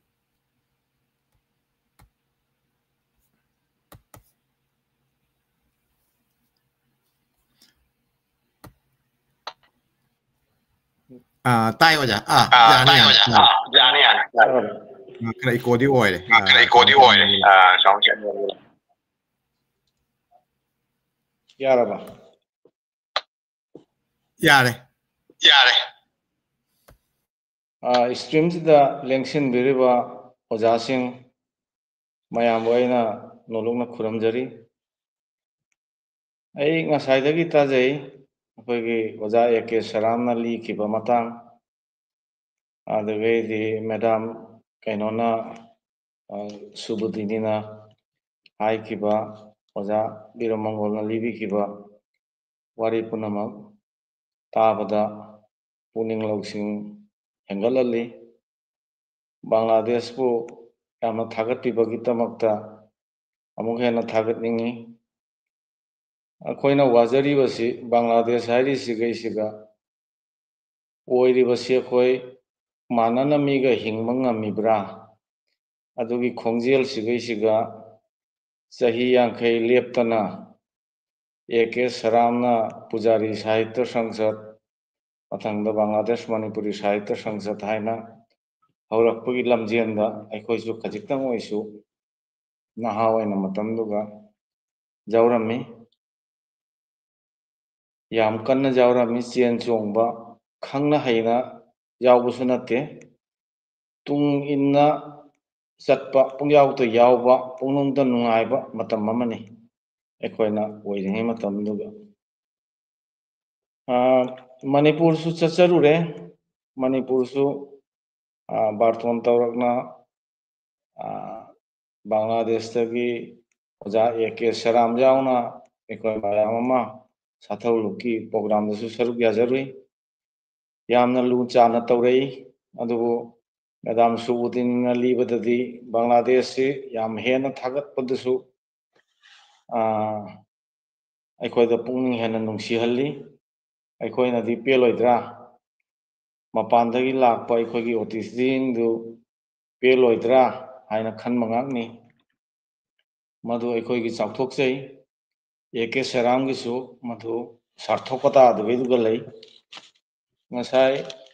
ओजा बिरमंगोलना हाइबिखिबदुनी कनागुम्बदी असिगुम्बा सना फुदोंबगी प्रोग्राम से खुदोंग चाबा फंगदना अदुमतमाइ पुंसिलोइखि अदुगी हाइरदी बांग्लादेश एके सराम लाइबक फबा मियोइ मिसकमनी माकी मगुंदुबुदी मसाद जाउजना लेबदु मदु अखोइना सिंथागदबनी सिंथाबम थोई मगुंदु हाइदुनसु लोइबु जारोय मतमसिनादि थेंग्रे अइना ngसाइ सिगेजे लेंजेन बिरवा ओजा माइबम तोलेनसु उरम्मी माइबम तोलेन जाउरिबा जाउद्रिबा ओजा तोलेन सी खरा टेक्निकल प्रॉब्लम हाइतारे टेक्निकल भाई अमुक टेक्निकल प्रॉब्लम ओजा सम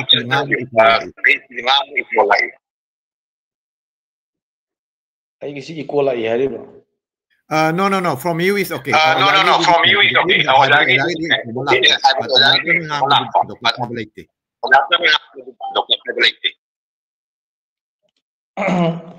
Aji oja maibam tolen hoina matamdugaiduga अखोइगदी यामना नकनबा मरी अमसु लेरमी भानविलदा ओजा माइबम तोलेंगी मची लेरमी अदुना याम तोइन उनै मतमदो अखोइ याम नहानी ओजा माइबम तोलेन होइना खंगिबा अदुमना अखोइ खंगबा नते एके सरामना खंगे अदुमना खंगबा नते साहित्यबु नुंसिरिब्रा नत्रगा एके सराम नुंसिरिब्रा ꯀꯔꯤꯅꯣ ꯑꯩꯈꯣꯏꯁꯨ ꯈꯪꯄꯣꯟꯇꯦ ꯍꯦꯛꯇ ꯄꯨꯡꯏꯟꯇ ꯏꯟꯕ ꯃꯇꯝꯗꯨꯅꯤ ꯌꯥꯝ ꯅꯨꯡꯉꯥꯏꯈꯤ ꯍꯥꯏꯔꯤꯕ ꯄ꯭ꯔꯣꯒ꯭ꯔꯥꯝ ꯈꯨꯗꯤꯡ ꯃꯅꯤꯄꯨꯔꯗꯒꯤ ꯂꯦꯡꯉꯛꯄ ꯑꯣꯖꯥꯁꯤꯡ ꯑꯣꯛꯄꯗꯒꯤ ꯆꯤꯡꯕ ꯑꯣꯖꯥ ꯈꯩꯔꯨddin ꯂꯥꯛꯄ ꯑꯣꯖꯥ ꯅꯤꯂꯕꯤꯔ ꯁꯥꯁꯇ꯭ꯔꯤ ꯍꯣꯏ ꯂꯦꯡꯉꯛꯑꯝꯕ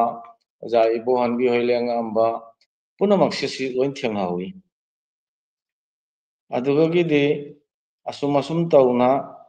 ꯑꯩꯒꯤ ꯂꯅꯥꯏꯒꯤ ꯑꯣꯏꯕ ꯀꯌꯥꯗꯒꯤ ꯑꯩ ꯌꯥꯝꯅ ꯁꯣꯡꯅ ꯌꯥꯎꯕ ꯍꯥꯏꯗꯨ ꯊꯣꯛꯇ꯭ꯔꯦ ꯑꯗꯨꯅ ꯃꯇꯝꯁꯤ ꯊꯦꯡꯉꯕꯅꯤ ꯀꯧꯕꯅꯤꯅ ꯑꯔꯣꯏꯕꯗ ꯁꯩꯔꯦꯡ ꯑꯃ ꯑꯣꯏꯅ ꯑꯩ ꯈꯨꯗꯣꯟ ꯇꯝꯖꯒꯦ ꯑꯁꯣꯏ ꯑꯔꯥꯝ ꯌꯥꯎꯔꯁꯨ ꯉꯥꯛꯄꯤꯌꯨ ꯐꯖꯗꯕꯁꯨ ꯄꯥꯏꯔꯛꯀꯤ ꯑꯣꯏꯅ ꯉꯥꯛꯀꯤ ꯑꯣꯏꯅ ꯑꯩꯅ ꯑꯗꯨꯝ ꯁꯩꯔꯦꯡ ꯑꯃ ꯃꯌꯥꯝꯒꯤ ꯃꯃꯥꯡꯗ ꯑꯩ ꯂꯥꯟꯊꯣꯛꯆꯔꯛꯀꯦ ꯃꯩ ꯋꯥꯏꯔ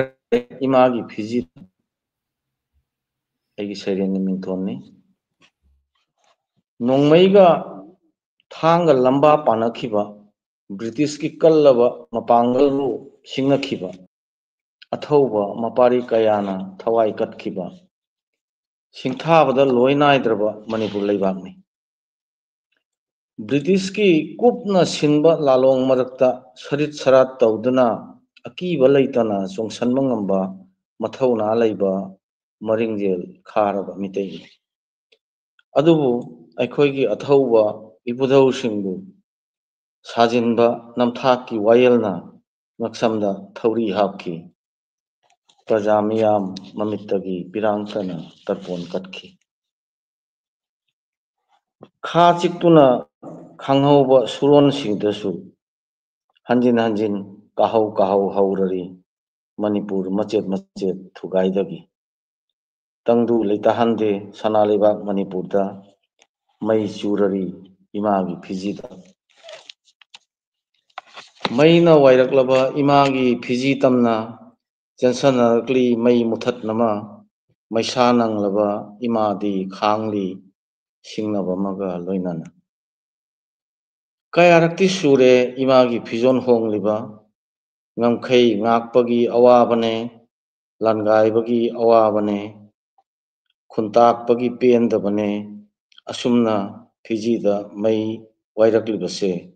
ꯇꯣꯏꯔꯕꯅꯤ ꯍꯛꯃꯜꯂꯕꯅꯤ ꯏꯃꯥꯗꯤ ꯈꯥꯡꯈꯤꯒꯦꯀꯣ ꯏꯆꯥꯁꯥ ꯅꯈꯣꯏꯁꯨ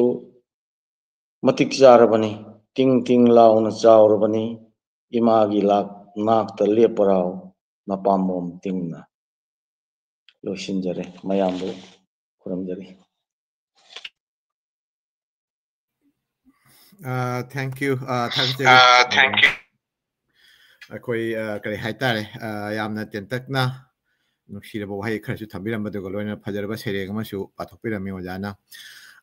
ꯁꯨꯝ ꯃꯇꯝꯁꯦ ꯄꯨꯡ ꯑꯃꯒ ꯃꯤꯅꯤꯠ 18 10ꯃꯨꯛ ꯌꯧꯁꯜꯂꯦ ꯑꯗꯨꯅ ꯉꯁꯥꯏ ꯍꯧꯖꯤꯛꯀꯤ ꯑꯣꯏꯅꯗꯤ ꯁꯦꯀꯦꯟ ꯔꯥꯎꯟꯁꯤꯗ ꯁꯨꯝ ꯂꯣꯏꯁꯤꯟꯖꯔꯅꯤ ꯄꯨꯡ 2ꯒꯤ ꯃꯅꯨꯡꯗ ꯂꯣꯏꯁꯤꯟꯅꯕ ꯍꯣꯠꯅꯖꯒꯦ ꯑꯗꯨꯒ ꯉꯁꯥꯏꯁꯨ ꯑꯩꯅ ꯑꯣꯖꯥ ꯇꯣꯂꯦꯟ ꯃꯥꯏꯕꯝ ꯇꯣꯂꯦꯟꯒꯤ ꯃꯇꯥꯡꯗ ꯍꯥꯏꯈꯤꯕꯗꯨꯅꯤ ꯑꯣꯖꯥ ꯃꯥꯏꯕꯝ ꯇꯣꯂꯦꯟꯒꯤ ꯇꯦꯛꯅꯤꯀꯦꯜ ꯄ꯭ꯔꯣꯕ꯭ꯂꯦꯝ ꯂꯩꯕꯅ ꯑꯩꯈꯣꯏ ꯑꯃꯨꯛ ꯆꯪꯉꯛꯄꯁꯤ ꯉꯝꯗ꯭ꯔꯦ ꯑꯗꯨ ꯑꯣꯖꯥꯒꯤ ꯃꯥꯏꯀꯩꯗꯒꯤ ꯁꯨꯝ ꯃꯌꯥꯝꯕꯨ ꯊꯥꯒꯠꯂꯛꯄ ꯏꯀꯥꯏ ꯈꯨꯝꯅꯕ ꯑꯃꯁꯨꯡ ꯀꯩꯅꯣ ꯑꯣꯏꯅ ꯍꯥꯏꯕꯤꯔꯛꯏ ꯌꯥꯝ ꯍꯔꯥꯎꯖꯩꯅ ꯃꯌꯥꯝꯒ ꯐꯝꯃꯤꯟꯅꯕꯁꯤ ꯇꯨꯡꯗ ꯑꯣꯖꯥ ꯇꯣꯂꯦꯟꯒ ꯅꯣꯡꯃ ꯑꯩ ꯁꯣꯏꯗꯅ ꯀꯩ ꯍꯥꯏꯇꯥꯔꯦ ꯄ꯭ꯔꯣꯒ꯭ꯔꯥꯝ ꯑꯃ ꯁꯣꯏꯗꯅ ꯁꯤꯟꯖꯒꯅꯤ ꯑꯗꯨꯒ ꯑꯣꯖꯥꯗꯒꯤ ꯇꯥꯅꯤꯡꯕ ꯋꯥꯍꯩ ꯑꯃꯗꯤ ꯑꯩꯈꯣꯏ ꯁꯥꯍꯤꯇ꯭ꯌ ꯁꯪꯁꯠ ꯍꯧꯗꯣꯛꯄꯒꯤ ꯑꯗꯒꯤ ꯑꯣꯖꯥ ꯃꯥꯏꯕꯝ ꯇꯣꯂꯦꯟꯁꯤ ꯕꯪꯂꯥꯗꯒꯤ ꯃꯤꯇꯩꯔꯣꯟꯗ ꯍꯟꯗꯣꯛꯄ ꯑꯣꯂꯥꯗꯤ ꯀꯌꯥꯁꯨ ꯐꯣꯡꯈ꯭ꯔꯦ ꯑꯁꯤꯒꯤ ꯃꯇꯥꯡꯗꯁꯨ ꯑꯩ ꯋꯥꯔꯤ ꯁꯥꯟꯅꯖꯒꯅꯤ ꯑꯗꯨ ꯉꯁꯤꯒꯤ ꯑꯣꯏꯅꯗꯤ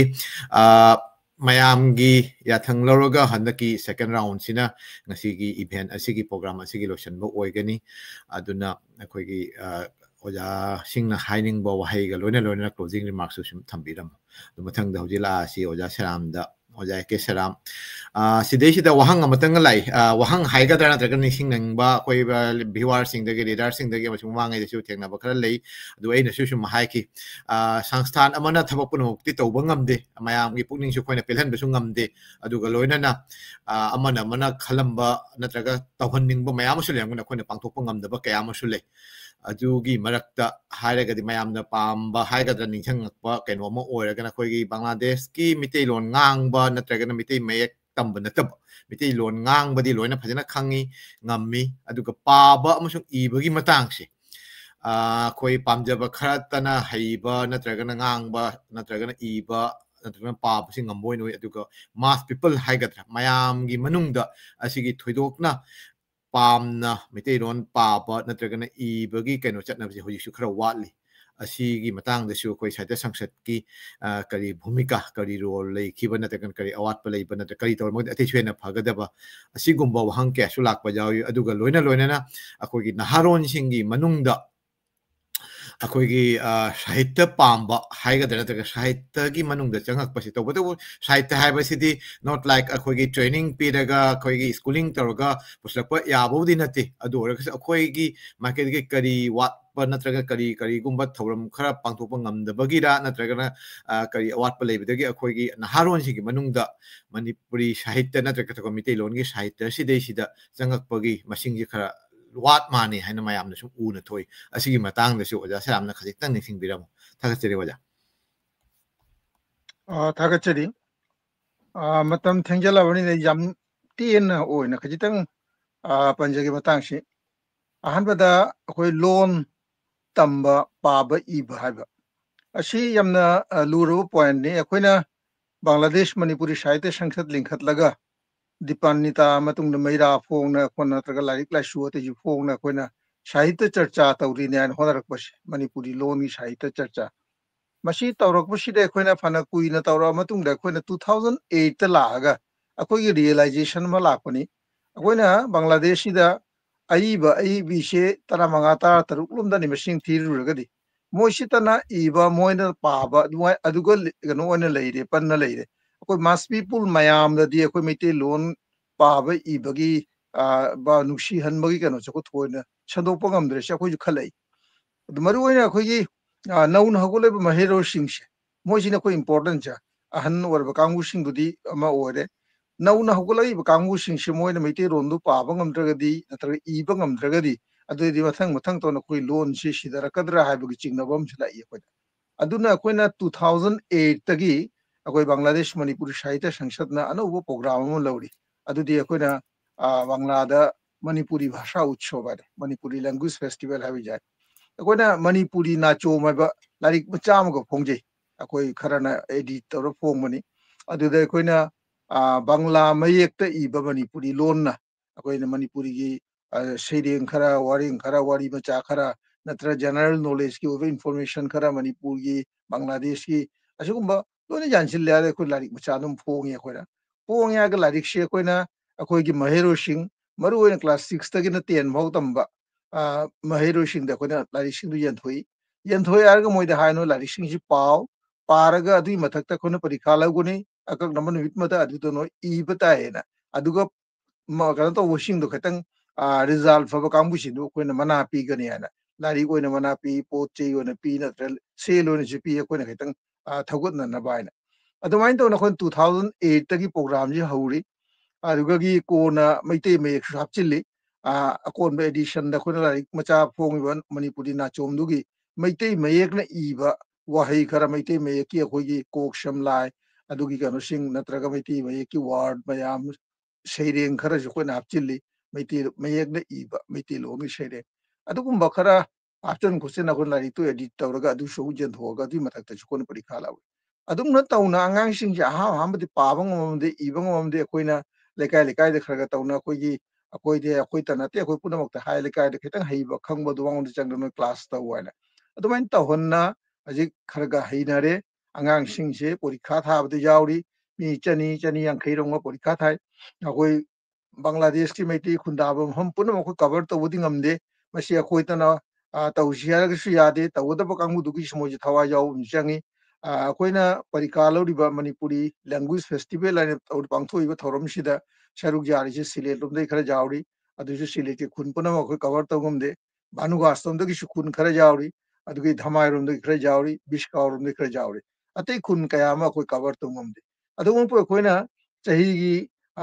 महिरोय चनी यांखैरोम से कोई खोमजे लगे परीक्षा लौरगा दुई मना मसिंग यन थोई नुमित चिपगे प्रोग्राम तौरी कल्चरल प्रोग्राम सी यावरी नै नमी फम यावरी अदुना करी रिजल्ट लैया हजिक अंगांग सिंग महिरोय सिंग अदुगगी मतंग तौना कॉलेज का खरबगा मोय सिंग तो लोन मैते रोन पाबा ngam इबा ngam अदु मैते मयेक सु मो इबा पाबा ngam अयामना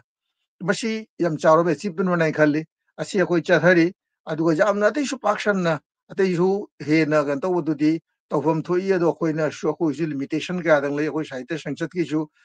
ꯃꯤ ꯌꯥꯝꯗꯦ ꯑꯩꯈꯣꯏꯅ ꯁꯦꯟꯇ꯭ꯔꯦꯜ ꯀꯣꯃꯤꯇꯤꯅ ꯑꯩꯅ ꯇꯧꯔꯤꯁꯦ ꯑꯈꯟꯅꯕ ꯃꯤ ꯈꯔꯇꯅ ꯑꯩꯈꯣꯏ ꯍꯣꯠꯅꯖꯕꯅꯤ ꯑꯗꯨꯅ ꯌꯥꯝ ꯋꯥꯏ ꯑꯩꯈꯣꯏꯅ ꯉꯝꯕꯗꯨ ꯑꯩꯈꯣꯏ ꯈꯔ ꯇꯧꯖꯕꯅꯤ ꯑꯗꯣ ꯈꯔ ꯑꯇꯩ ꯑꯇꯩ ꯃꯤꯑꯣꯏꯁꯨ ꯇꯣꯉꯥꯟ ꯇꯣꯉꯥꯟꯅ ꯆꯣꯡꯊꯣꯔꯛꯅ ꯔꯅꯥꯏ ꯑꯣꯏꯔꯁꯨ ꯀꯌꯥꯗꯪ ꯇꯧꯔꯛꯄꯁꯨ ꯌꯥꯎꯔꯤ ꯃꯁꯤ ꯑꯩꯈꯣꯏꯒꯤ ꯌꯥꯝ ꯅꯨꯡꯉꯥꯏꯕ ꯋꯥꯐꯝ ꯑꯃꯅꯤ ꯗꯦ ꯑꯇꯣꯞꯄ ꯑꯃꯅ ꯉꯁꯥꯏ ꯀꯔꯤꯅꯣ ꯀ꯭ꯋꯦꯁꯟ ꯑꯃꯗꯨꯅ ꯋꯥꯐꯝ ꯑꯗꯨꯅ ꯍꯝ ꯄ꯭ꯔꯃꯣꯗ ꯑꯩꯈꯣꯏ ꯀꯕꯤ ꯀꯔꯤꯅꯣ ꯍꯥꯏꯈꯤꯗ ꯑꯃꯅ ꯑꯣ ꯀꯩꯅꯣꯒꯤꯅꯤꯗ ꯑꯩꯈꯣꯏ ꯁꯨꯝ ꯑꯇꯩ ꯑꯇꯣꯞꯄ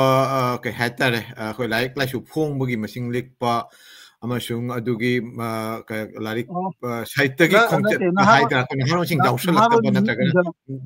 ꯈꯔ ꯀꯩꯅꯣ ꯅꯍꯥꯔꯣꯟꯁꯤꯡ ꯑꯣꯏꯔꯛꯄ ꯆꯤꯡꯁꯤꯜꯂꯛꯄ ꯉꯝꯗꯕꯁꯨ ꯑꯗꯨꯁꯨ ꯀ꯭ꯋꯦꯁꯟ ꯍꯣꯏ ꯑꯃꯅꯤ ꯍꯣꯏ ꯑꯗꯨꯁꯨ ꯌꯥꯎꯈꯤ ꯂꯥꯏꯔꯤꯛ ꯂꯥꯏꯁꯨ ꯐꯣꯡꯕꯗꯤ ꯃꯁꯤꯡ ꯌꯥꯝꯗꯦ ꯍꯥꯏꯕꯁꯨ ꯌꯥꯗꯦ ꯆꯍꯤ ꯌꯥꯡꯈꯩꯁꯤꯗ ꯑꯍꯥꯟꯕꯗ ꯂꯥꯏꯔꯤꯛ ꯑꯣꯏꯅ ꯐꯣꯡꯉꯝꯗꯦ ꯀꯣꯟꯅ ꯂꯥꯏꯔꯤꯛ ꯑꯣꯏꯅ ꯐꯣꯡꯉꯛꯏꯁꯤ 82ꯗꯒꯤ ꯍꯧꯕꯅꯤ 82ꯗ ꯑꯩꯒꯤ ꯁꯩꯔꯦꯡ ꯂꯥꯏꯔꯤꯛꯄꯨꯅ ꯑꯍꯥꯟꯕ ꯂꯥꯏꯔꯤꯛꯅꯤ ꯑꯗꯩ ꯃꯊꯪ ꯃꯊꯪ ꯐꯣꯡꯅꯔꯛꯄꯅꯤ ꯕꯪꯒ꯭ꯂꯥꯗꯦꯁꯁꯤꯗ ꯄꯥꯕꯤꯅꯕ ꯃꯤꯁꯨ ꯂꯩꯇꯦ ꯂꯩꯕꯤꯅꯕ ꯃꯤꯁꯨ ꯂꯩꯇꯦ ꯑꯩꯈꯣꯏꯅ ꯐꯣꯡꯉꯤꯁꯤ ꯏꯔꯟꯅꯥꯏꯒꯤ ꯄꯣꯀꯦꯠꯇꯒꯤ ꯄꯨꯊꯣꯛꯑꯒ ꯄꯩꯁꯥꯅ ꯐꯣꯡꯕꯅꯤ ꯑꯗꯩ ꯂꯥꯏꯔꯤꯛꯇꯨ ꯌꯦꯟꯊꯣꯛꯄꯅꯤ ꯑꯗꯨ ꯀꯅꯥꯅꯁꯨ ꯂꯥꯏꯔꯤꯛꯇꯨ ꯂꯩꯗꯦ ꯑꯗꯨꯅ ꯑꯩꯈꯣꯏꯅ 64 ꯍꯨꯝꯐꯨꯒ ꯃꯔꯤ ꯂꯥꯏꯔꯤꯛ ꯐꯣꯡꯉꯦꯅ ꯍꯥꯏꯔꯤꯁꯤ ꯃꯩꯇꯩꯂꯣꯟꯒꯤ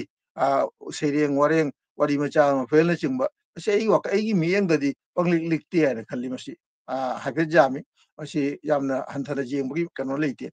ꯑꯗꯣ ꯑꯇꯣꯞꯄ ꯑꯃꯅ ꯑꯉꯥꯡꯁꯤꯡ ꯅꯍꯥꯔꯣꯟꯁꯤꯡꯕꯨ ꯑꯩꯈꯣꯏꯅ ꯆꯤꯡꯁꯤꯜꯂꯛꯄ ꯉꯝꯗꯕꯁꯦ ꯑꯏꯕ ꯑꯅꯧꯕ ꯑꯏꯕ ꯄꯨꯊꯣꯛꯄ ꯉꯝꯗ ꯑꯏꯕꯤ ꯄꯨꯊꯣꯛꯄ ꯉꯝꯗꯕꯁꯦ ꯃꯁꯤ ꯑꯋꯥꯕ ꯑꯃꯅꯤ ꯑꯁꯤꯒꯤꯗꯃꯛꯇꯁꯨ ꯈꯔꯗꯤ ꯑꯩꯈꯣꯏ ꯍꯣꯠꯅꯕ ꯂꯩ ꯈꯔꯅꯤ ꯃꯃꯥꯡꯗ ꯑꯩꯈꯣꯏ ꯚꯥꯅꯨꯒꯥꯁꯀꯤ ꯀꯩꯅꯣꯒꯤ ꯁ꯭ꯇꯨꯗꯦꯟꯠ ꯂꯦꯚꯦꯜꯗ ꯃꯍꯩꯔꯣꯏ ꯑꯩꯈꯣꯏ ꯀꯣꯂꯦꯖꯇ ꯇꯝꯕ ꯑꯣꯅꯔꯁ ꯇꯝꯕ ꯅꯠꯇ꯭ꯔꯒ ꯌꯨꯅꯤꯚꯔꯁꯤꯇꯤ ꯇꯝꯕ ꯑꯗꯨꯒꯨꯝꯕ ꯑꯉꯥꯡꯁꯤꯡ ꯅꯍꯥꯔꯣꯟꯁꯤꯡ ꯈꯔꯒ ꯋꯦꯕꯤꯅꯥꯔꯗ ꯋꯥꯔꯤ ꯁꯥꯟꯅꯈꯤꯕ ꯌꯥꯎꯔꯤ ꯑꯌꯦꯛꯄ ꯃꯟꯖꯨꯗ ꯁꯤꯟꯕ ꯋꯦꯕꯤꯅꯥꯔ ꯑꯃꯗ ꯃꯣꯏꯗꯤ ꯌꯥꯝ ꯊꯋꯥꯏ ꯌꯥꯎꯅ ꯎꯏ ꯑꯩꯒꯤ ꯃꯤꯠꯌꯦꯡꯗ ꯌꯥꯝꯅ ꯀꯩꯅꯣ ꯇꯧꯔꯤꯕꯒꯤ ꯃꯣꯏꯅ ꯀꯔꯤꯒꯨꯝꯕ ꯄ꯭ꯔꯣꯒ꯭ꯔꯥꯝ ꯑꯃ ꯗꯔꯀꯥꯔꯗ ꯆꯠꯄꯗ ꯑꯗꯨꯒ ꯀꯔꯤꯅꯣ ꯏꯔꯛꯎ ꯍꯥꯏꯅ ꯏꯔꯦ ꯑꯗꯣ ꯑꯩꯕꯨ ꯑꯝꯇ ꯌꯦꯡꯕꯤꯌꯨ ꯍꯥꯏꯅ ꯑꯩꯅꯁꯨ ꯌꯦꯡꯕꯤ ꯈꯣꯠꯄꯤꯅ ꯈꯔ ꯁꯦꯝꯕꯗ ꯁꯦꯝꯗꯣꯛ ꯁꯦꯝꯖꯤꯟ ꯇꯧꯅꯁꯨ ꯄꯤ ꯑꯗꯨ ꯌꯥꯝꯅ ꯊꯋꯥꯏ ꯌꯥꯎꯕ ꯑꯉꯥꯡꯁꯤꯡꯗꯣ ꯃꯣꯏꯒꯤ ꯃꯑꯣꯡꯗꯣ ꯎꯔꯒ ꯃꯣꯏꯅ ꯏꯊꯣꯔꯛꯏꯕꯗꯨꯁꯨ ꯌꯥꯝꯅ ꯃꯥꯅꯦ ꯃꯆꯨ ꯇꯥꯅ ꯌꯥꯝ ꯅꯤꯡꯊꯤꯖꯅ ꯑꯗꯨꯅ ꯑꯩꯅ ꯍꯟꯗꯛ ꯑꯩꯈꯣꯏꯒꯤ ꯃꯩꯔꯥ ꯐꯣꯡꯕ ꯃꯇꯝꯁꯤꯗ ꯑꯩꯅ ꯃꯣꯏꯗ ꯍꯥꯏ ꯅꯣꯏꯁꯨ ꯑꯥꯔꯇꯤꯀꯜ ꯄꯤꯔꯛꯎ ꯅꯣꯏꯒꯤ ꯑꯥꯔꯇꯤꯀꯜꯁꯤꯡꯁꯨ ꯑꯩꯈꯣꯏ ꯐꯣꯡꯒꯦ ꯍꯥꯏꯅ ꯃꯣꯏ ꯃꯔꯤꯗꯨꯒꯤ ꯃꯣꯏ ꯑꯍꯨꯝꯈꯛ ꯑꯃꯅ ꯁꯨꯆꯤ ꯑꯃꯅ ꯂꯥꯕꯣꯅꯤ ꯑꯃꯅ ꯔꯣꯕꯦꯟ ꯃꯣꯏ ꯑꯍꯨꯝꯁꯤ ꯑꯥꯔꯇꯤꯀꯜ ꯄꯤꯔꯛꯏ ꯑꯥꯔꯇꯤꯀꯜ ꯑꯍꯨꯝꯗꯣ ꯑꯩꯈꯣꯏ ꯍꯟꯗꯛꯀꯤ 63 ꯁꯨꯕ ꯃꯩꯔꯥꯒꯤ ꯏꯁꯨꯗꯨꯗ ꯐꯣꯡꯕꯅꯤ ꯃꯣꯏ ꯑꯍꯨꯝꯃꯛ ꯇꯧꯕꯕꯨꯗꯤ ꯕꯪꯂꯥꯅ ꯏꯔꯩ ꯃꯩꯇꯩꯔꯣꯟꯁꯤ ꯏꯕꯕꯨꯗꯤ ꯉꯝꯃꯤ ꯄꯥꯕꯕꯨꯗꯤ ꯉꯝꯃꯤ ꯊꯣꯏꯅ ꯍꯩꯅꯁꯟꯗ꯭ꯔꯤ ꯕꯪꯂꯥꯗ ꯏꯔꯩ ꯕꯪꯂꯥ ꯃꯣꯏꯒꯤ ꯂꯣꯟꯗꯣ ꯃꯣꯏꯒꯤ ꯀꯩꯅꯣꯒꯤ ꯏꯕꯒꯤ ꯁ꯭ꯇꯥꯏꯜ ꯄ꯭ꯔꯖꯦꯟꯇꯦꯁꯟꯗꯣ ꯌꯥꯝ ꯐꯖꯩ ꯑꯩ ꯌꯥꯝ ꯊꯥꯒꯠꯂꯤ ꯑꯩ ꯃꯣꯏꯗ ꯅꯍꯥꯟꯁꯨ ꯑꯩꯈꯣꯏ ꯚꯥꯅꯨꯒꯥꯁꯇ ꯇꯧꯕ ꯉꯔꯥꯡ ꯃꯤꯇꯤꯡꯗꯨꯗ ꯑꯩ ꯐꯣꯡꯅ ꯍꯥꯏꯔꯝꯃꯤ ꯃꯣꯏ ꯑꯍꯨꯝꯅ ꯏꯔꯛꯏꯕ ꯕꯪꯂꯥꯒꯤ ꯁ꯭ꯇꯦꯟꯗꯔꯗꯇꯨ ꯃꯣꯏꯒꯤ ꯂꯣꯟ ꯈꯣꯟ ꯅꯠꯇ꯭ꯔꯒ ꯄ꯭ꯔꯖꯦꯟꯇꯦꯁꯟꯗꯨ ꯌꯥꯝ ꯐꯖꯩ ꯍꯥꯏꯅ ꯃꯣꯏ ꯃꯩꯇꯩꯔꯣꯟꯗꯁꯨ ꯏꯅꯅꯕ ꯍꯣꯠꯅꯧ ꯑꯗꯣ ꯑꯩꯈꯣꯏ ꯉꯝꯃꯤꯉꯩ ꯑꯩꯈꯣꯏꯁꯨ ꯃꯇꯦꯡ ꯄꯥꯡꯒꯅꯤ ꯍꯥꯏꯅ ꯑꯁꯨꯝꯅ ꯈꯔꯗꯤ ꯊꯣꯛꯂꯛꯇꯕꯗꯤ ꯅꯠꯇꯦ ꯃꯁꯤ ꯊꯣꯔꯛꯄꯁꯦ ꯈꯔꯗꯤ ꯑꯩꯈꯣꯏꯅꯁꯨ ꯍꯣꯠꯅꯕ ꯇꯥꯏ ꯑꯩꯈꯣꯏ ꯁꯥꯍꯤꯇ꯭ꯌ ꯁꯪꯁꯠꯀꯤ ꯃꯥꯏꯀꯩꯗꯁꯨ ꯑꯩꯈꯣꯏ ꯃꯌꯥꯝꯗꯣ ꯃꯇꯝ ꯄꯨꯝꯕꯗ ꯀꯧꯖꯩ ꯃꯌꯥꯝꯁꯨ ꯈꯔ ꯆꯪꯁꯤꯟꯕꯤꯔꯛꯎ ꯌꯥꯎꯕꯤꯔꯛꯎ ꯑꯁꯤꯅꯤ ꯍꯥꯏꯖꯅꯤꯡꯕ ꯍꯥꯏꯕꯨ ꯑꯩꯈꯣꯏ ꯃꯌꯥꯝ ꯆꯪꯅ ꯑꯩꯈꯣꯏ ꯂꯣꯟꯒꯤ ꯁꯥꯍꯤꯇ꯭ꯌꯁꯤ ꯇꯥꯛꯈꯠꯂꯛꯏ ꯑꯇꯣꯞꯄ ꯑꯩ ꯐꯥꯏꯅꯦꯜ ꯋꯥꯔꯗ ꯑꯩ ꯁꯤꯅ ꯂꯣꯏꯔꯦ ꯑꯗꯩ ꯑꯩꯅ ꯍꯥꯏꯖꯅꯤꯡꯉꯤꯁꯤꯅ ꯍꯟꯗꯛ ꯑꯩꯈꯣꯏ ꯕꯪꯒ꯭ꯂꯥꯗꯦꯁꯇ ꯃꯅꯤꯄꯨꯔꯤ ꯁꯥꯍꯤꯇ꯭ꯌ ꯁꯪꯁꯠꯀꯤ ꯁꯪꯁꯊꯥꯟ ꯑꯃ ꯂꯤꯡꯈꯠꯂꯒ ꯑꯩꯈꯣꯏꯅ ꯁꯥꯍꯤꯇ꯭ꯌ ꯆꯔꯆꯥꯅꯤ ꯍꯥꯏꯅ ꯇꯧꯔꯤꯕ ꯂꯣꯟ ꯁꯤꯗꯅꯕ ꯍꯤꯡꯍꯟꯅꯅꯕ ꯆꯥꯎꯈꯠꯇꯅꯕ ꯍꯣꯠꯅꯔꯤꯁꯤ ꯆꯍꯤ 50 ꯃꯄꯨꯡ ꯐꯥꯔꯦ ꯑꯗꯨꯒꯤ ꯁꯅꯥ ꯐꯨꯗꯣꯡꯕꯒꯤ ꯊꯧꯔꯝꯁꯨ ꯑꯩꯈꯣꯏ ꯅꯤꯡꯊꯤꯖꯅ ꯄꯥꯡꯊꯣꯛꯈ꯭ꯔꯦ ꯑꯗꯨꯒꯤ ꯊꯧꯔꯝꯁꯨ ꯂꯣꯏꯁꯤꯟꯈ꯭ꯔꯦ ꯑꯁꯤ ꯌꯥꯝꯅ ꯑꯩꯇꯒꯤ ꯑꯣꯏꯅꯗꯤ ꯌꯥꯝ ꯄꯦꯟꯖꯩ ꯑꯩꯈꯣꯏ ꯁꯤꯗ ꯌꯥꯎꯔꯤꯕ ꯑꯩꯈꯣꯏ ꯁꯥꯍꯤꯇ꯭ꯌ ꯁꯪꯁꯠꯀꯤ ꯊꯧꯔꯝꯗ ꯌꯥꯎꯔꯤꯕ ꯑꯩꯈꯣꯏ ꯄꯨꯝꯅꯃꯛꯁꯤ ꯌꯥꯝꯅ ꯅꯨꯡꯉꯥꯏꯖꯩ ꯑꯩꯈꯣꯏ ꯄꯦꯟꯖꯩ ꯆꯍꯤ 50 ꯆꯨꯞꯅ ꯍꯣꯠꯅꯔꯛꯅ ꯑꯩꯈꯣꯏꯅ ꯁꯤ ꯃꯄꯨꯡ ꯐꯥꯍꯟꯕ ꯉꯝꯕꯁꯤ ꯑꯩꯈꯣꯏ ꯁꯤꯂꯦꯠꯇ ꯃꯅꯤꯄꯨꯔꯤ ꯁꯥꯍꯤꯇ꯭ꯌ ꯁꯪꯁꯠꯀꯤ ꯁꯦꯟꯇ꯭ꯔꯦꯜ ꯀꯣꯃꯤꯇꯤꯗ ꯌꯥꯎꯔꯤꯕ ꯑꯩꯈꯣꯏ ꯃꯦꯝꯕꯔꯁꯤꯡꯒꯤ ꯃꯁꯤꯡ ꯄꯪꯌꯥꯝ ꯌꯥꯝꯗꯦ ꯊꯕꯛ ꯇꯧꯔꯤꯕꯁꯦ ꯑꯗꯨꯕꯨ ꯌꯥꯎꯔꯤꯕ ꯈꯔꯁꯤ ꯃꯣꯏꯅ ꯌꯥꯝꯅ ꯊꯋꯥꯏ ꯌꯥꯎꯅ ꯌꯥꯝꯅ ꯊꯧꯅꯥ ꯐꯅ ꯆꯣꯡꯊꯣꯛꯅ ꯇꯧꯕꯗꯒꯤ ꯉꯁꯤ ꯃꯄꯨꯡ ꯐꯥꯍꯟꯕ ꯉꯝꯕꯅꯤ ꯑꯩꯈꯣꯏ ꯁꯅꯥ ꯐꯨꯗꯣꯡꯕꯒꯤ ꯊꯧꯔꯝꯁꯤꯡꯁꯦ ꯑꯗꯨꯅ ꯑꯩ ꯃꯣꯏ ꯄꯨꯝꯅꯃꯛꯄꯨ ꯊꯥꯒꯠꯆꯩ ꯃꯣꯏ ꯄꯨꯝꯅꯃꯛꯄꯨ ꯑꯩꯅ ꯄꯨꯛꯅꯤꯡ ꯁꯦꯡꯅ ꯊꯥꯒꯠꯆꯩ ꯑꯗꯨꯒ ꯂꯣꯏꯅꯅ ꯅꯍꯥꯟ ꯑꯔꯣꯏꯕ ꯅꯨꯃꯤꯠ ꯑꯩꯈꯣꯏ ꯅꯣꯚꯦꯝꯕꯔꯒꯤ ꯇꯥꯡ 14ꯗ ꯚꯥꯅꯨꯒꯥꯁꯇ ꯄꯥꯡꯊꯣꯛꯈꯤꯕ ꯑꯔꯣꯏꯕ ꯊꯧꯔꯝꯅꯤ ꯍꯥꯏꯕ ꯌꯥꯏ ꯑꯗꯨꯗ ꯑꯩꯈꯣꯏꯅ ꯚꯥꯅꯨꯒꯥꯁꯀꯤ ꯁꯪꯁꯊꯥꯟ 5ꯕꯨ ꯑꯩꯈꯣꯏꯅ ꯀꯣꯟꯁꯤꯟꯖꯩ ꯃꯣꯏꯕꯨ ꯍꯥꯏ ꯅꯣꯏꯁꯨ ꯑꯩꯈꯣꯏ ꯇꯦꯡꯕꯥꯡꯕꯤꯌꯨ ꯈꯔ ꯍꯥꯏꯅ ꯃꯣꯏꯁꯨ ꯌꯥꯝ ꯍꯔꯥꯎꯅ ꯌꯥꯝ ꯇꯔꯥꯝ ꯆꯣꯡꯊꯣꯔꯛꯅ ꯑꯩꯈꯣꯏ ꯇꯦꯡꯕꯥꯡꯕꯤ ꯁꯪꯁꯊꯥꯟ 5ꯗꯨꯗꯤ ꯃꯤꯡ ꯑꯣꯏꯅ ꯄꯜꯂꯕꯗ ꯕꯪꯒ꯭ꯂꯥꯗꯦꯁ ꯃꯅꯤꯄꯨꯔꯤ ꯁꯥꯍꯤꯇ꯭ꯌ ꯁꯪꯁꯠꯀꯤ ꯑꯩꯈꯣꯏ ꯀꯣꯃꯜꯒꯣꯟꯖ ꯕ꯭ꯔꯥꯟꯆ ꯑꯗꯨꯒꯤ ꯃꯅꯤꯄꯨꯔꯤ ꯀꯜꯆꯔꯦꯜ ꯀꯣꯝꯄ꯭ꯂꯦꯛꯁ ꯃꯅꯤꯄꯨꯔꯤ ꯁꯃꯥꯖ उन्नयन संस्था Manipuri Kollan Porishod amana Pangal Sahitya Samsad Sangstan mari si banga sigi mogi thoburen sing thomi sing mayamna jamna thawai yauna honabi ba moni yaubi bogi mahi oina koi na hani thoramdu mapung pha khia na koi laujei akoi yamna haraujei moi puno kusein thagache ai masi hairaga ai wahi matang sidor sinjari duga mirror bu Manipur mirror bu tasing thagache moi na chahi banga mapung pharak ko sida masi tawri program si mathang da so ataisu program kaya dum tawro khiri ataisu akoi Bangladesh ki daratan Manipuri yoba संस्कृति की बतांग the मोय programme कयरम पंथोर के न्याय विषय थाजिब लोक चलगा Manipuri mirror बु अमसुंग असि सरुक यारिबा पुनमक ओय वजा एल बीर मंगोल वजा चुंखाम सुबदनी ओय मरुब इंद्रजीत वजा तोलेंदी लंतौ द्र पखंगदे द मोय पुनमक सुय थागत चरगा इ वाहि बतांग सिदल सिंजरी मयाम थागत चर Thank you. Yamna ten tapna haitare akoi ningsing ningba wadi mayam le ramgani wajagi su tobutu matam du leitabnina akoi loina su phongdok pasu ngam hodre awat pa ngatani akoi gi masing likpa si su awat pa masing wat pa su pnok te wat lei tawningba thabakti yamba adu ro su khone ngamja bakhar hotna jabani Bangladesh ki sinau maruma peja पुनमक्तसु अखोई इसामक की माइगेदसु निसिंग जरी अखोई साहित्य नुंसीबिबा बांग्लादबो ओइरे मितेरोंदबो ओइरे तोबतु बांग्लागा लोने लोना मितेरोंसु कोनसु चंगजलै खुदमोइना हाइरबदा अखोईगी एगी दि मरुपनी अखोईगी रोशनरा बासी खुदहेबम अहामदमा बांग्ला खक्तंग इरमी अखोई ओजा सनातोनसु अहामद Bangla खक्तनी अखोइना खंगकपद हाइतरे noun हौगलकपा कोना थंगदा मितेरोंदा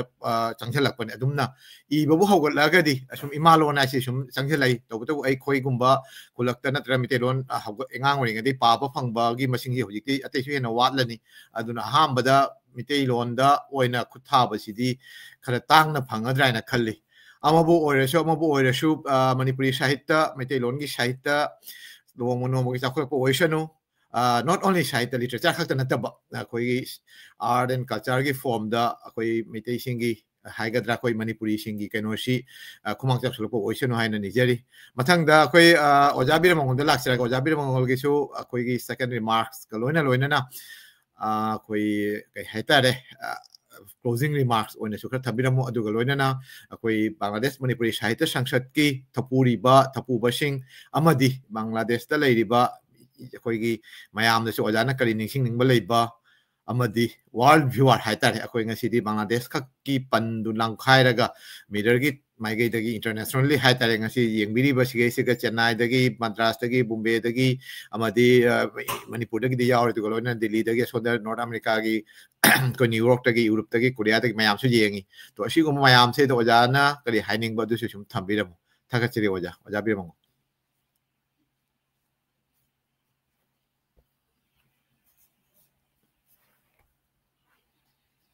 oja gi anu to tare sorry sorry aina haijening badi akhoi jam popular Manipuri isei leiba lona jati gi saktamni mirol tangba jati di magini soidena nomadi haibasi loan si akoina kawra gadi akhoi gi mirol singi ga akhoi loan ji phajana tamanmanam jagadi akhoi Manipuri jati gi identity crisis ama namna lakadaba fibam ama lei aduna akhoi mirol akhoi lai hinje loan la kahunela besi jamna tawgi darkar ma lei adi sahituna jati amabu magi listing punjanna thammi bani akhoi na Bangla da khudam moina Bangla literature si leramdragadi Bangla gi akhoi Sileti Noakhali Chattogram Kelu hariba loan mayam singi tongan ba jati amu ojibi wari North East Buru jati sina manu le mani moi di written literature ma leitabi maram na si Buru jesum division ora no Buru le Dimasa Garu Tripuri mana jati tongan na thoki da akhoi su akhoi angan ma matam dagi akhoi sahitya ma leibasina akhoi oina punjanna thammaiba sigi Manipur gi mapana leiba Tripura Assam Meghalaya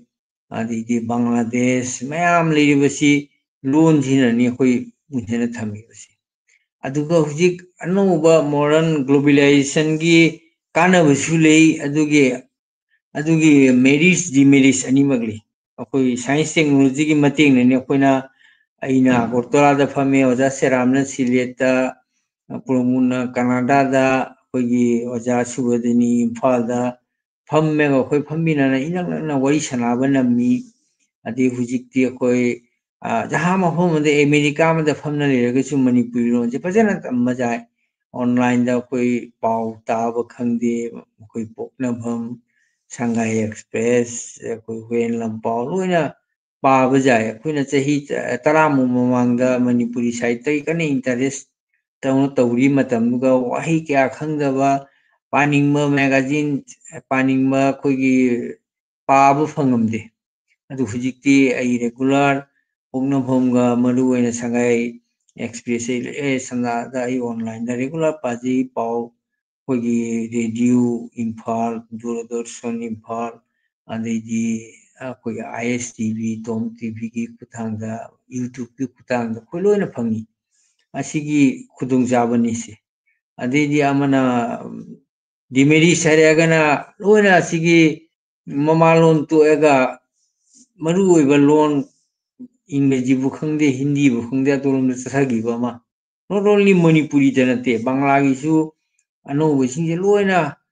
English medium loin tamki bana koi Tripura da khangde Calcutta da su itaji Bangla medium da tamba angang sing leitre Bangla lon khang su moi Bangla pa ba namre moi English Roman maru me action sum pa ki bana aduna children literature si Bangla me ka loin to ga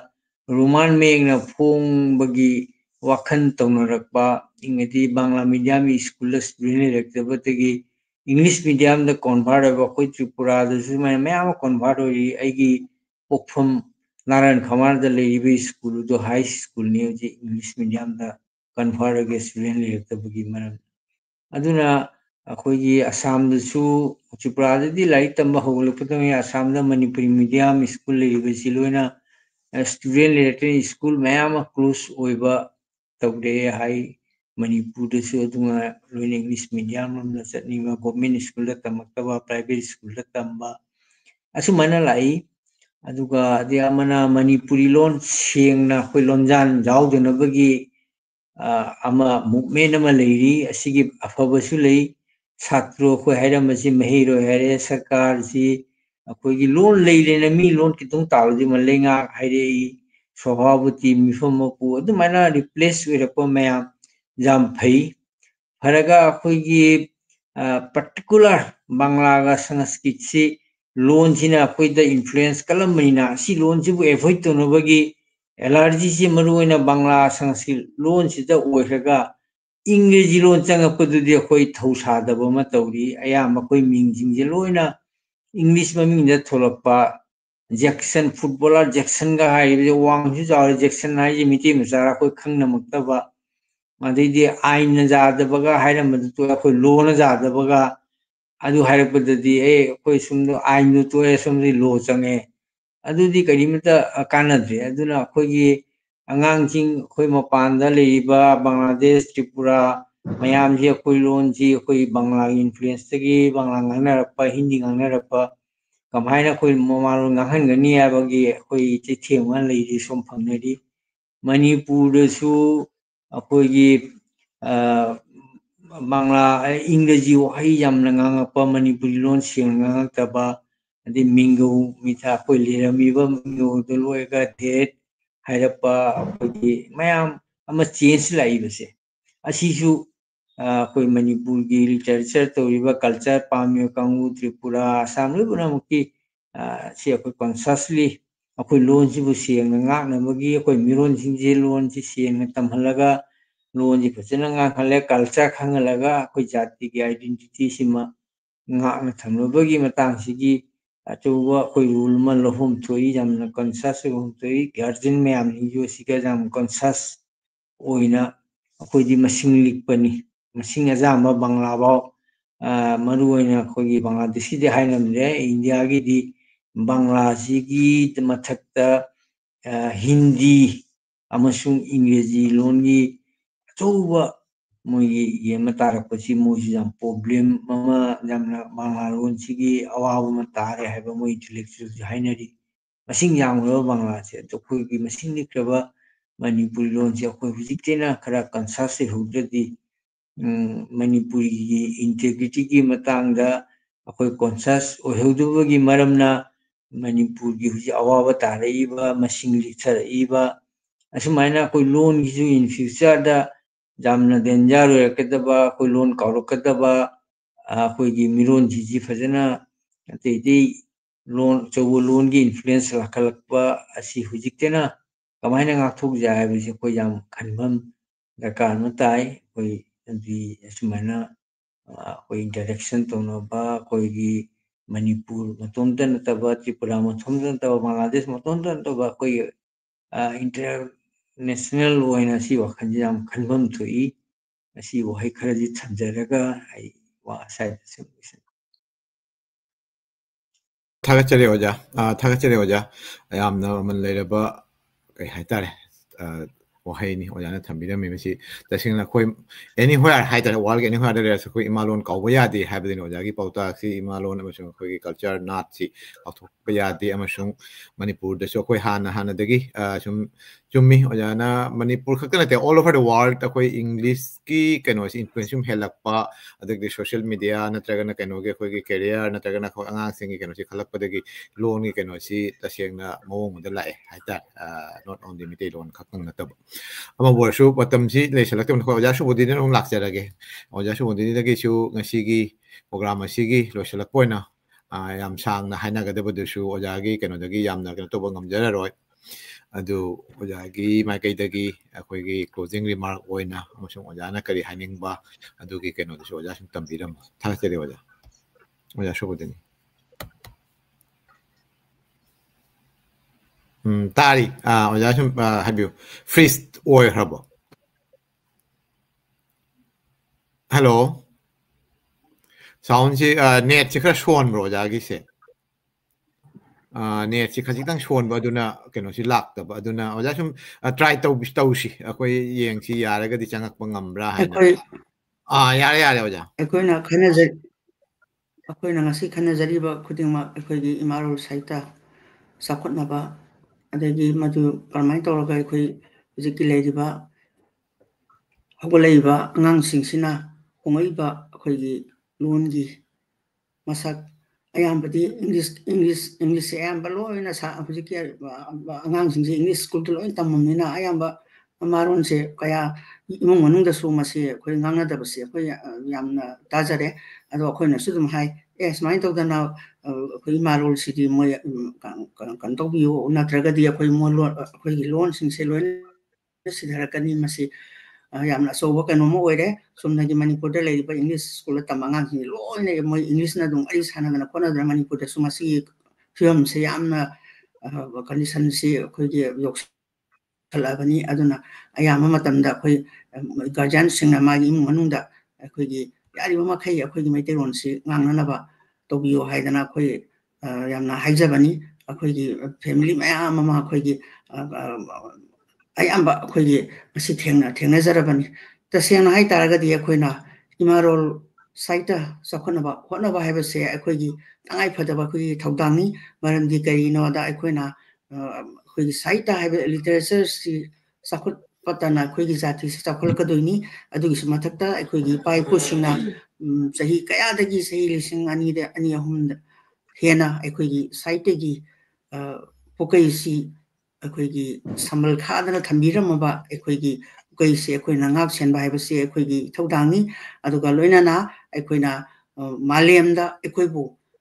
matam chupada akoi gi mutpanaidana lehunabagi amata ngairabo paidi akoi gi saita sina oigadoribani maramdi akoi gi nyoy bai basi sibanai aduga akoi literature site akoi gi saita city akoi sibanai de aduna akoi na atopa jati akoi gi masai hainribaduni akoi gi jati ama chakholi sakhoti yenge haragadi site yenge na akoi gi masagi saita lejada jati sena akoi gi malemdagi makoi muthi ke doribani maramdi makoi gi kanosi leitabana saitagi kano saksing se aduna ekoi manipuri jati oinadi ekoi yam sapopsai maramdi ekoi imarol saita se sakhonaba ekoi loina hominari maige kutingmakta manipurda leibi basu aduguma mapanda ekoi laibok thiba thodok amana mapanda khunda leita dana leibiraba ekoi gisilnaw sinasu saitagi sangstan mayam ama hangdokpidana ekoi saita sinani ekoina ngasi thong ubiraga ngasi ekona Bangladesh da chatpa phangjariba akoigi sinaw mayam amu unaba phangjariba adagi Assam da khangde Tripura da khangde masi saitna thong ubirakanda ekoi chatlibani aduna ekoi kudimakna ekoi imarol saite si sakhona ekoi hona minasi aduga sida sunatana huji huji leiba ekoi Manipur gi saite gi magi khongjel se yamna di ekoi lai pongi namajin kudingi su pongi adagi ekoi wari macha saireng de novel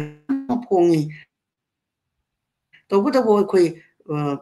Bharat ki oina 8 schedule chalaba 22 sigi manong sida atopa lom chinga manging thana chatkre haibsimati ekoi kaurusi maramdi ekoi Sahitya Academy Award pudi ekoi phange aduga ekoi Manipur gi aibo singna gyan pe award phamdri adugi sumathakta ekoi gi classical language se ekoi janmangamdri sugma mayam ama ekoi gi atopa ekoi gi state chingna khongjen yangna sangjin gere aduna ekoi Assam da ekoi ahum sugre kano phangdri se ekoi gi Indira Goswami goi kai ekoi phanggi bai matungda aduna ekoi si maruena masigi ekoi gi khonagada busi aibi sing ekoi gi asopa daita mani haibase aina ngasi kano sida ina haijari aduna ekoi khona minasi yamna phaba yamna magul leiba lairik ekoi gi puthoknaba honasi aduna ekoi na saita subiriba kudingmaki daita se ekoi yamna asoba ekoi gi daita ma leiri haibase ekoi kudingmang sing minasi aduna ekoi Manipur da leiriba ekoi gi young writer mayam amasu hojikti nupi su ekoi gi lekol da masing se nomonongi hengalai anoba ekoi gi student mayam ama adagi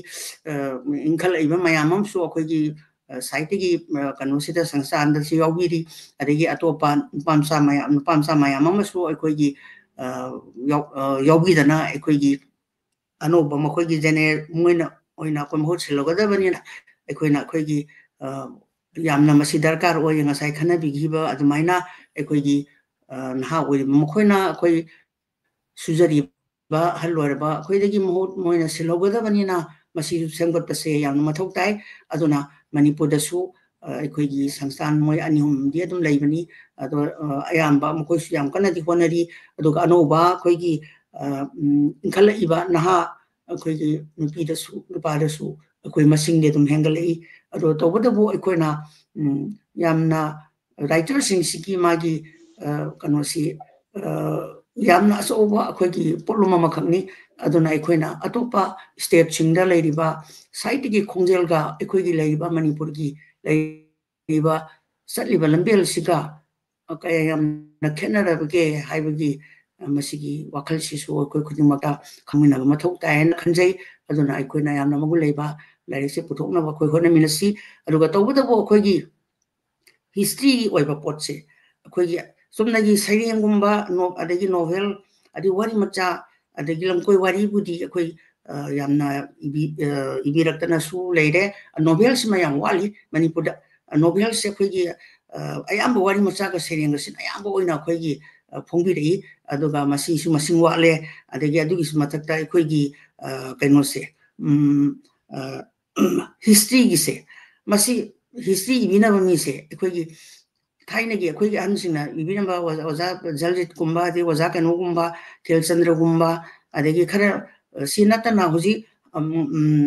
munisna su magi lairik ama ekoi gi 1891 gi da kantor kana mana phongna khodan to sisu khoi yam aphaba kanu ma khangni aduga mapan gi da ekoi gi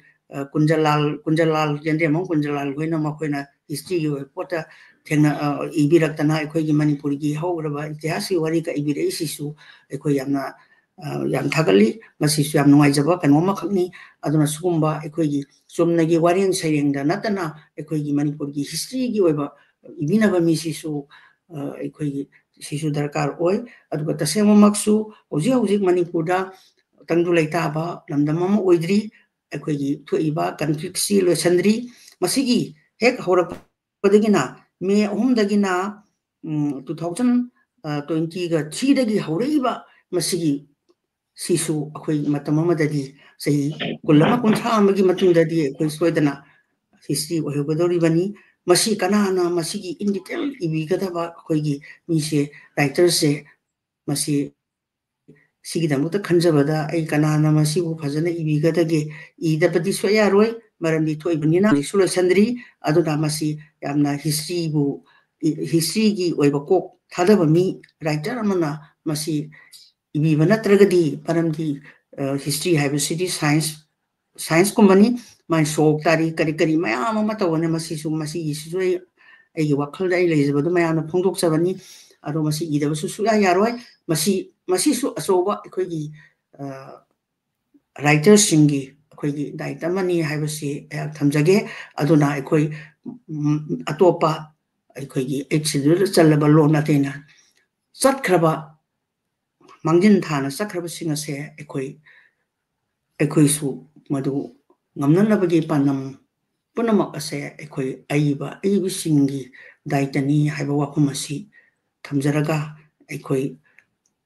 apunbagi oina akhoi amatta oina akhoi marol site se sakhot minaba honamina si haiba wakumasi thamjaraga ngasigi damakta di hak matang asida telinjare egi wapam Thagachari oja yamna ke hatre puning loksing ogedaba wahi ke amsu thambire tasik na hare gadi ngasai akhoi English natragana koi international language ama oriba ingreji natragana koi Bangladesh na Bangla na kainu oirak pasi is a reality akhoi sigana French tobu bilingualism haigadra natraga multilingualism sisu ngasigi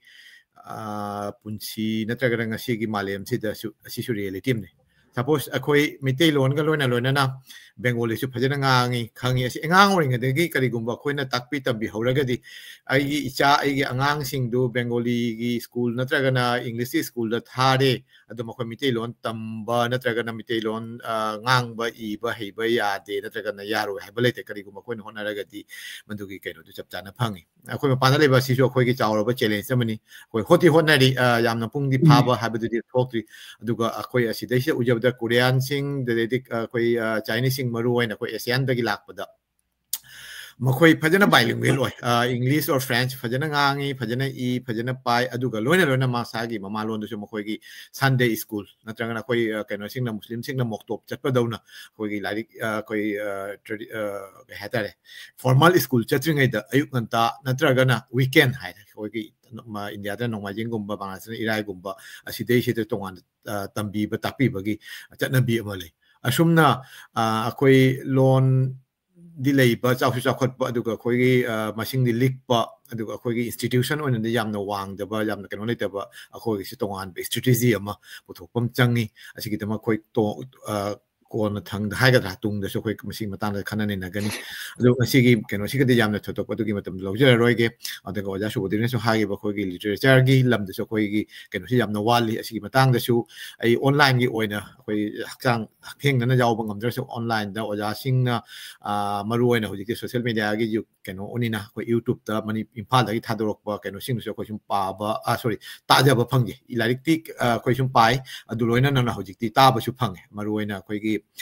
imphal da literature kai haitare thorum kya da pangthok pa thorum sing da khoi sum ta jai ma pan da lei ba khoi oja bir bong da so haibi ki baduni adu Bangladesh da lei ba so khoi ngam ngal khoi hot na jara ke Manipuri Mirror na launing ni ba thodang di asine khoi Manipuri Mirror gi kaino da khoi page da haitare maru oina khoi gi e-book ki platform also khoi sem Bangladesh maru oina ahama da khoi Bangladesh da phong ba ladik amadi magazine na traga che phong sing du thamjare aduga loina Manipur gi aibi madi mapan kai hatar Manipur gi Assam gi or Tripura gi or khoi gi aibi singi lai khoi thamjara kan mathang adugi khoi kan changjan jari oji larik chamung ti lai ibu oina aduga su mayam changbi dun pabi ba jagani mathang dei share to jara ke to ngasi gi oina di mini pung ani si yarak tore aduna khoi allocation ba kena to dinga khoi oja khoirum inrojit ta laksage mahak oja dagi su aten ba oina khajitang closing remark amasung oja gi karigum haning belai raga te koi yengbiri ba mayam amasung tari ba mayam loina loina koi Bangladesh amadi mapan lamda lei ba mayam su kari haning ba aduga loina na koi gi Manipur dagi yengbiri ba the world gi haita yengbiri ba mayam su koi Bangladesh ki makai dagi kari haning ba du su thambira moja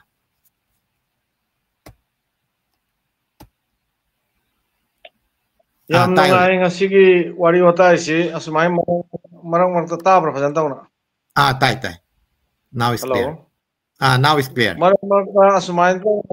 leraga ojabir mongol gumba madam subudani gumba oja eke seram gumba atai su mayam ama sanghal leraga wari watai nungai nungai bolli ba jai ekoi si connectivity si faradi ekoi su nuksina ba hengalakani mirona masigi step si lawri si yam thagani ngai ni wari ekoi su mayam tare ga budhi lok sing yam chaukhali lengchen biriba mayam puno bu aina tongan tongan na phangnana wari watai sanabagi su khutong leitre oja birongol aina khuramjari madam subudani busu khuramjari eke saram busu khuramjari mayam busu aina thagatchari madu hairaga I matang asida loisinjagi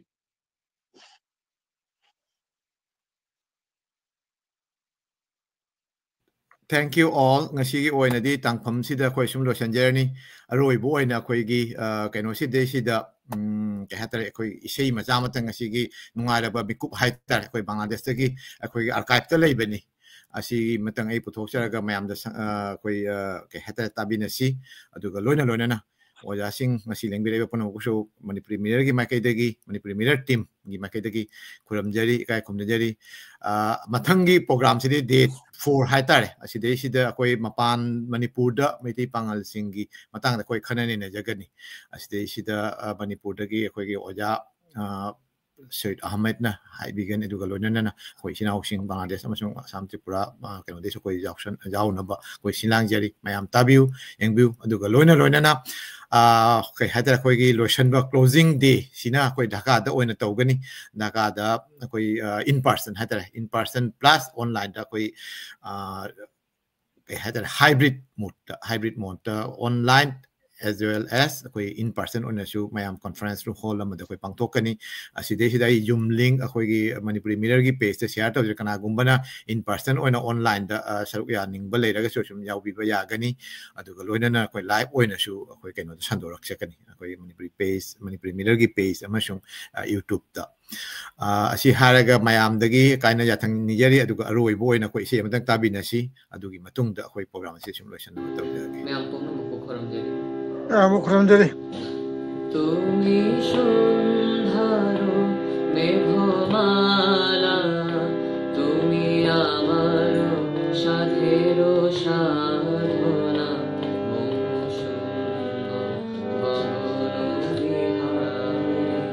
আমি আপন মনের মধুরী নেশায় তোমারে করেছি রচনা তুমি আমারে মম অসীম